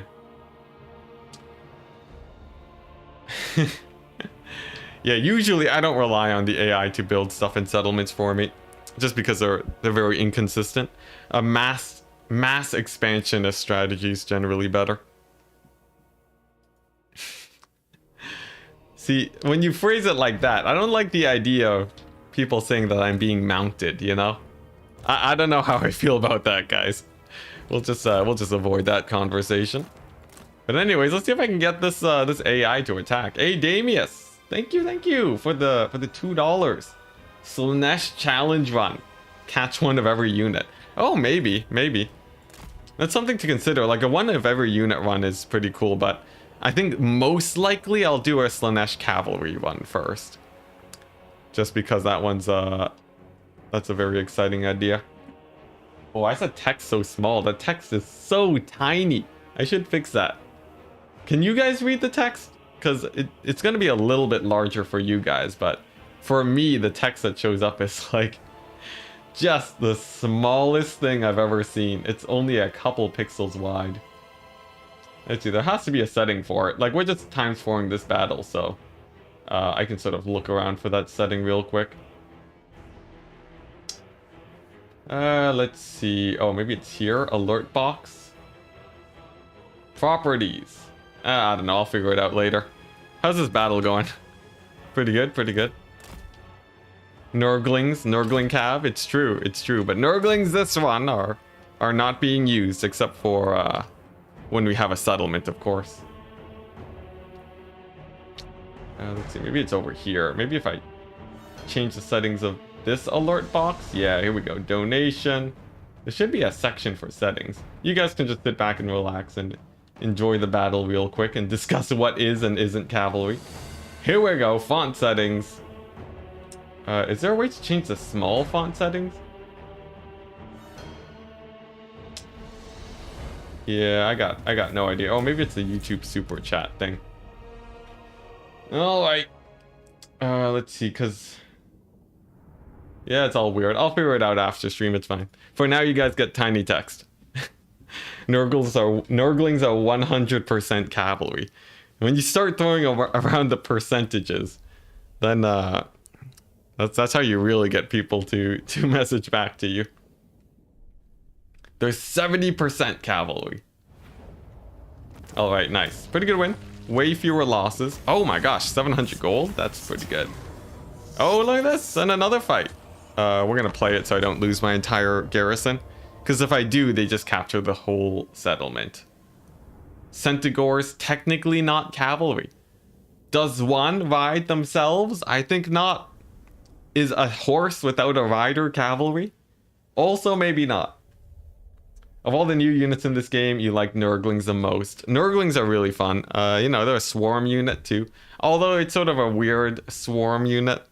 Like, they don't actually work differently than any other unit type. Which I feel like would have been is sort of a missed opportunity. Like, you could make it where Nurglings take 7 times more damage from AoE, you know? You could get real fancy with how they work in game. But, like, they do, like, crazy amounts of damage or whatever, right? Or they could just slip past units because they're so tiny and there's so many of them. I feel like, yeah, it's a bit of a missed opportunity. What are the current rules? I can have heroes in my army. I have to recruit only toads and rotflies, though. And other than that, there's not too many other rules. I'm allowed to restart and reload battles if I have to, since it's a very difficult run. And I think that's basically it. We're free to cheese too. Can cavalry be any unit that is saddled with your saddled with your expectation to not suck? Oh, I guess. Well, you know, cavalry is in the eye of the beholder. cavalry can be whatever you want it to be. But yeah, I don't know. I don't know what actually counts as cavalry. Like, I think if you Google it, I think it mentions horses somewhere. And then you have to specify the type of cavalry, like rhino cavalry, for example. So this would be Nurgling cavalry. You know, I don't know. It really is just what we agree it to be, truly. Modern cavalry includes armored vehicles. See, that starts getting weird, right? Tanks don't really feel like cavalry. I don't know how I feel about that. Because then it's just a vehicle. That's very different. Alright, but nice. We can spirit leech this guy and we should be good to go. At Enticity, how do you feel about the future of this game? Or is that something you're not allowed to talk about? No, I think the future is going to be great. No, as long as CA releases any amount of DLC for this, it's going to be a good future. Yeah, no, I think it's going to be great. I'm not worried about Warhammer 3 at all. Not in the slightest. Even if they release it right now with all of the bugs in the game, like, people would complain about the bugs for sure, but this is like, it's basically a done game, except for like some very minor issues. It's basically done, and they're just going to be touching it up for, could be quite a while too, so yeah, it's very exciting. Horses are kind of a vehicle. We're not going into this conversation. Alright, another 400 gold, and then we can bounce back to the Empire and see what damage we can get done over there. And yes, I will take every single treaty the ogres give me. Okay, so what turn are we on? What turn are we on? I don't think we're gonna hit turn 75, but I'm interested to see how far we got. 45. So, you know, we only have like 30 more turns to go. Let's go for, yeah, corruption. Corruption's actually pretty good as chaos. You know, it gives the attrition and everything. And nice, we're just sitting here trying to spread us some plagues. Oh man, these guys. It's too bad that they don't have, that they can't give me better units, but such is the way of things. Let's go over here. Let's make a toad building, but we can't because it's very expensive. So we'll stick with what we got. This 14 stack should more or less do. Let's see, where's our hero? He's over here. We have some armies in the distance that we got to worry about, but hey, these guys actually did catch the plague, and they're getting, no, they're under siege. I see. I guess we just continue the fight with Boris. So let's move this guy up over here and hit up the next turn. Yeah, and I'd like to hit up Salzenmund. Salzenmund is good. Finishing off Boris is very good. Don't mind Scrag in his hideously mutated form. And yeah, and then, you know, then we'll wrap up the stream and call it a day. And then I'll be making a load of videos. We're making a whack load of short videos for Warhammer 3. I'm going to be pumping out quite a bit. Preferably one a day, but I don't want to burn myself out. So if I feel like that's happening, I'll tune down the video production a little bit. But yeah, there's like tons of random facts with Warhammer 3 to get out. So especially on spells, they really change up spells a ton. So it should be exciting. Let's see, plague bearers. Nope, no toad. Oh, this is good. Direct damage, I'll take it. Scrag looks real rough. It looks real rough, guys. Now, Middenheim, I can get it at tier 5. Actually, I can get it at tier 4 if I wait a couple turns. Maybe I should. I think I do. That's pretty sick. I would like that. Sure, let's wait around a bit and get a maximum tier Middenheim. Greasus? Okay. Sure, I'll take it. Like, we're nowhere near each other, but I'll take it. Yeah, then we can have a tier 3 building. That could be cool. The thing is, the buildings just cost so much for me that like I won't have enough time to fully spec out the settlement, but it'll be fun to have.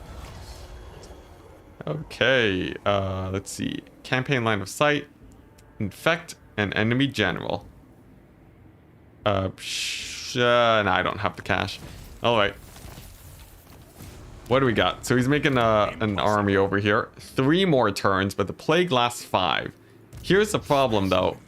I don't want to I don't want to accidentally give this to the ogres, you know? That would sort of be a shame if the ogres just got this huge settlement. So we do have to be a little bit careful here. Yeah.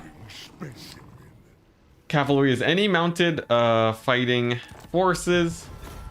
What they are mounted on determines what kind of car they are.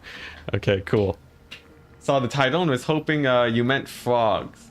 You meant the frogs insta sub. Oh yeah, no, this is a frog. This is a frog campaign one. I'm happy to hear that you're satisfied with it. It's but man, is it a difficult one.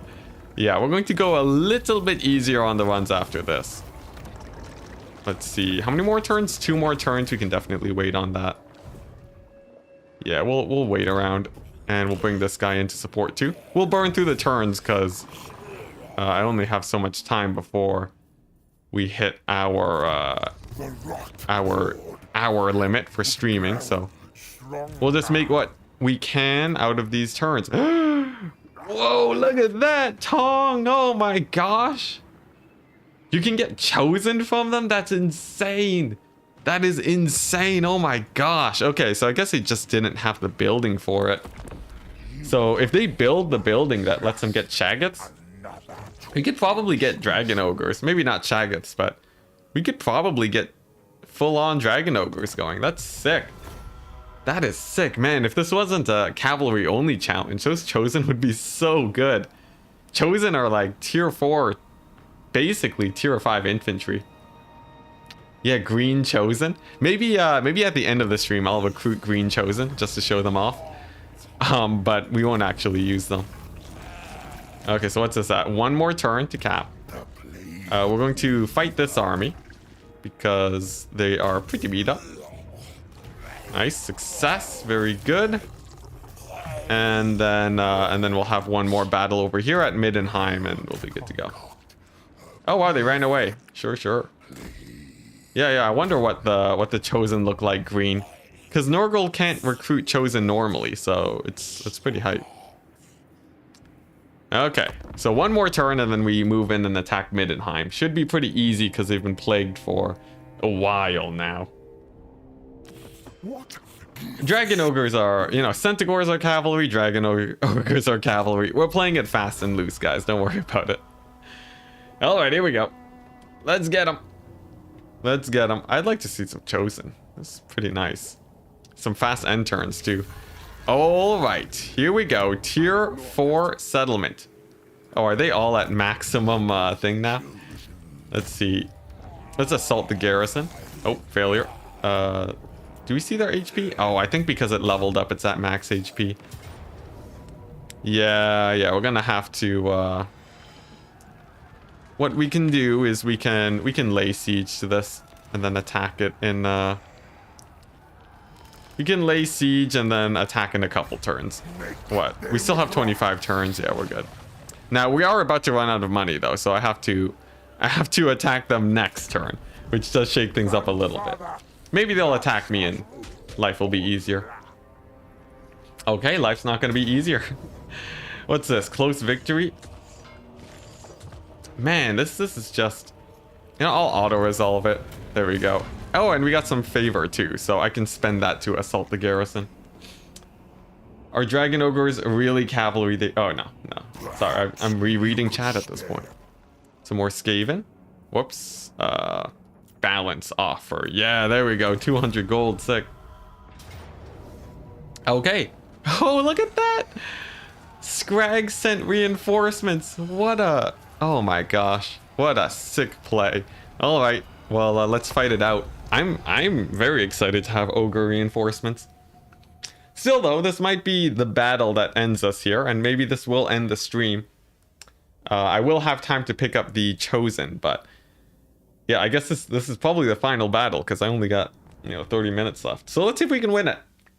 Oh geez, the ogres are reinforcing directly beside where the other guys are reinforcing. That's awkward, isn't it?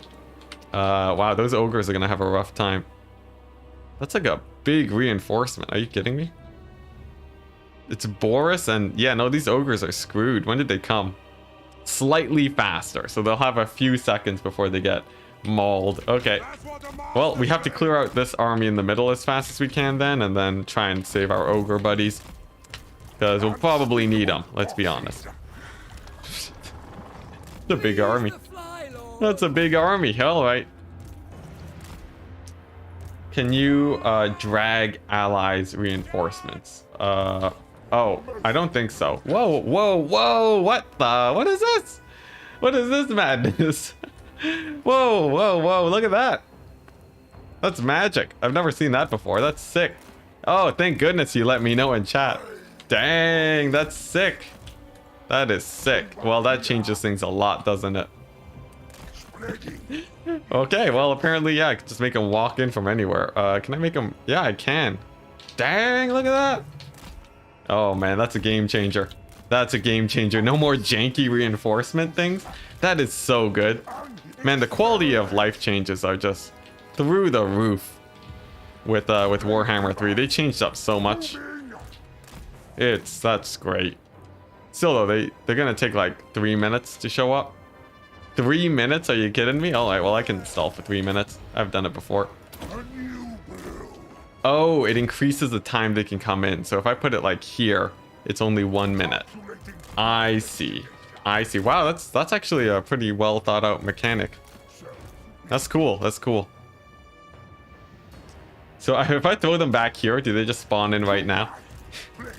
Can I just get all of my allies killed instantly? That'd be fun.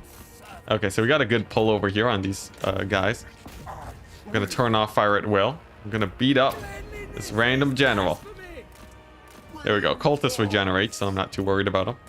And let's get the frogs in there. And hopefully this guy goes down at a reasonable pace. Come on. Man, Kugath is just, he's too big for his own good. I can't target the enemy lords. Okay, and then big breath attack on these archers. Maybe I can get them to run using my rot flies too. These guys will be here in 30 seconds, almost. And then Kugath can start shelling out these archers, I think. You can use it to backstab your allies. That's the best part. That's the best part of any Warhammer campaign. It's just backstabbing your allies mercilessly.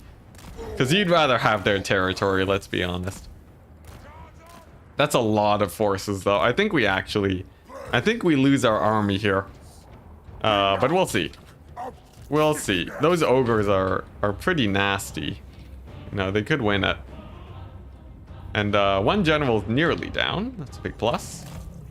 Good, good. Bot flies. Yeah, the thing is, though, this is just so much infantry. Ogres are here, though. And they're going to have their work cut out for them. Let's see it. They got a bunch of saber tusks, which is quite fun. If I can help them rout off these guys as fast as possible, I think I'm in the clear. But I don't know how well these saber tusks actually do. Like, they might just suicide themselves into halberds for all I know. But the actual ogre bulls are very likely gonna do much better, especially once I can get Kugath over there giving his magic support. And we just killed off a lord. Pretty good pick. Nice. Nice. Okay, so we just have to give them as much support as we possibly can. I think both sides get combat buffs. I might be wrong about that because these guys are my allies. But if they do get combat buffs, that sort of evens the playing field by quite a bit. And this is like a perfect breath attack situation. Okay, let's try it out. Oh yeah, that's a good one.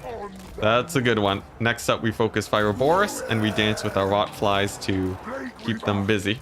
We'll pull our horsemen over here. I think, sadly, I got a few of them caught out. But their job is now going to be focusing down these handgunners. And this forest, too, is going to be good for me. Because it makes it awkward for them to shoot. Okay, and then we'll just fight along our ogre allies. As long as they don't get... As long as too many of them don't get routed off, we'll be okay. I'll hit Boris with the debuffs. Hit this infantry with the spells. You get the horsemen on the handgunners. This is looking okay. This is looking half decent. Especially if we can take out Boris in a reasonable amount of time. But I won't make that call just yet. All right, let's cycle charge with these guys. Get all my horsemen together, and then whoa, whoopsie daisies! Whoa, did not mean to do that. Let's see, where are we looking at? This is like a little bit sketchy. I need to get frogs in the back to actually start getting some hammer and anvil with our allies. The breath attacks are doing good, but these spears are going to just keep trading well into my guys if I'm not careful. Maybe if I can get some Marauder Horsemen in there too. Some toads in here could help. If I can heal my allies, that'd be amazing. So we'll save up for that. Let's see, how's this? This could be good too, actually. It's spreading damage that can affect 5 units. There's a lot more than 5 units here, but that could do pretty well too. I don't know. This looks rough. You know, it's only a little bit rough. It doesn't look that rough, right? Look at this. We got a huge blob of infantry. You know, we're gonna get some crazy breath attacks going. I don't think it's that rough. Okay, here we go. Big breath attack. Ooh, man, that hit a lot of units. Quite good. But it sort of hinges on how well we can get that breath attack cooldown, because we need to start hitting up these guys over here. All of these infantry guys. And I don't know how well our ogre allies are going to hold. Although they are on, they do have the combat buff, so they might be getting leadership. Oof, man, they're I don't know. This forest is bad for us too, because our guys don't get buffs from there either. But we do have the heal. And Kugath is gonna throw that down. He's gonna get a big AoE on these guys. Maybe this blob would have been better, but that's still quite good. And I'm going to try chasing off these range units with my horsemen. Because man, are they beating up Kugath. My goodness. Oh, crap. Let's get these guys out. Let's help out the fight against Boris. Actually, if I overcast this... No, I don't have the overcast yet. Yeah, no, this is looking a little bit rough. This is looking a little bit rough. Oh, man, it's so much infantry. It's so much infantry, but I was in their settlement. That's the thing. Maybe this breath attack will get them all to round off. Let's see, fingers crossed. Man, like, these are chunky breath attacks. I don't have the overcast, though, which is definitely hurting me. And yeah, Kugath is gonna be out. Oh my goodness. I think that's it. I think that's it. I think they got me. Unless I get some more breath attacks, but... Yeah, dang. Dang, this campaign is so hard. Alright, well, I won't bother reloading. I think we'll say that if we did reload, we could probably do some more shenanigans and keep surviving. This wasn't our settlement, so it's not like it was a game-losing battle, but the toads are not the best unit we have discovered. It's all ogres now, it is. So, I think we'll just wrap up the stream. Before we end it though, we will get to see what Chosen look like for Nurgle. I want to see them with that beautiful green color scheme. And then, I'll leave the save file in case I ever come back to this, but we'll probably try something different out for next stream. There we go, GG. Oh man. I think just by mass spreading plagues there, I probably could have ended up winning that fight. In fact, if I attacked it at tier 3, that might have worked well too. My mind is racing with the different possibilities, but not today. Not today. Let's go ahead and go all the way back to, do we have a more safe settlement over here? We do. Yeah, so if I pick up this guy, I can do this. We can look at the 2 different types of Chosen, and then we can close out the stream. And next time we might be Cathay, we might be something else. We shall see. Are ogres cavalry? Ogres are cavalry. If the game would give me Mournfang cavalry, I would totally take it. Oh, man. Still a very fun campaign though. I like the challenge. The fact that we even got this far off of toads and Marauder Horsemen only is still pretty fun. And And I think it was definitely worth the time. You spread a lot of destruction, at least. It's true, we did weaken the Empire, but I wanted to capture them. I wanted to own the Empire, but we couldn't. Still though. One more turn, we're going to, we'll just attack this settlement of Tzeentch, and then we should be good to go. All right. But yeah, I guess while we load in, thank you very much to all the people that donated today / became a member. What's that? I think Damius came in. Wait, let me double check so I can see it all. Yeah, we got a huge $200 donation from Damius. We got a wonderful $5 from Bubba's Big Blast, who usually comes in to watch. Thank you to both of you guys. I think Damius donated twice actually. And Jack Cogswell, a new member for today. So thank you very much. And hopefully we can continue producing some fun content into the far future. But enough things out of the way. Also, you get a consistent Plague Toads from that event. So I feel like that does help make this run a little bit more possible. But here we go. Let's see what these Chosen actually look like. Let's do it. Corn Dog campaign next. That's sort of on the list. That's on the list. I like my high mobility campaigns. So corn, like maybe dogs and furies would be fun. Just so we have a little bit of flying action. But yeah, let's see what these guys look like. I haven't seen Chosen since Warhammer 2, so this is very exciting. I didn't even know Chaos existed until recently. It seems like a lot of the factions are actually on the campaign map, but they're sort of just one-ofs. You know, this seems like it's one of the only Chaos factions. There's one Lizardmen faction in the bottom right. That's basically it. Enticity, why hasn't a single enhanced plague drone unit been spotted in any of the Nurgle domination battles? Yeah, they're not crazy good, just because they're a bit slow. Most Nurgle people go for the infantry guys, but here are the Chosen. Oh, they're not recolored. Is that a little bit of green? No. There it is. There's the green, guys.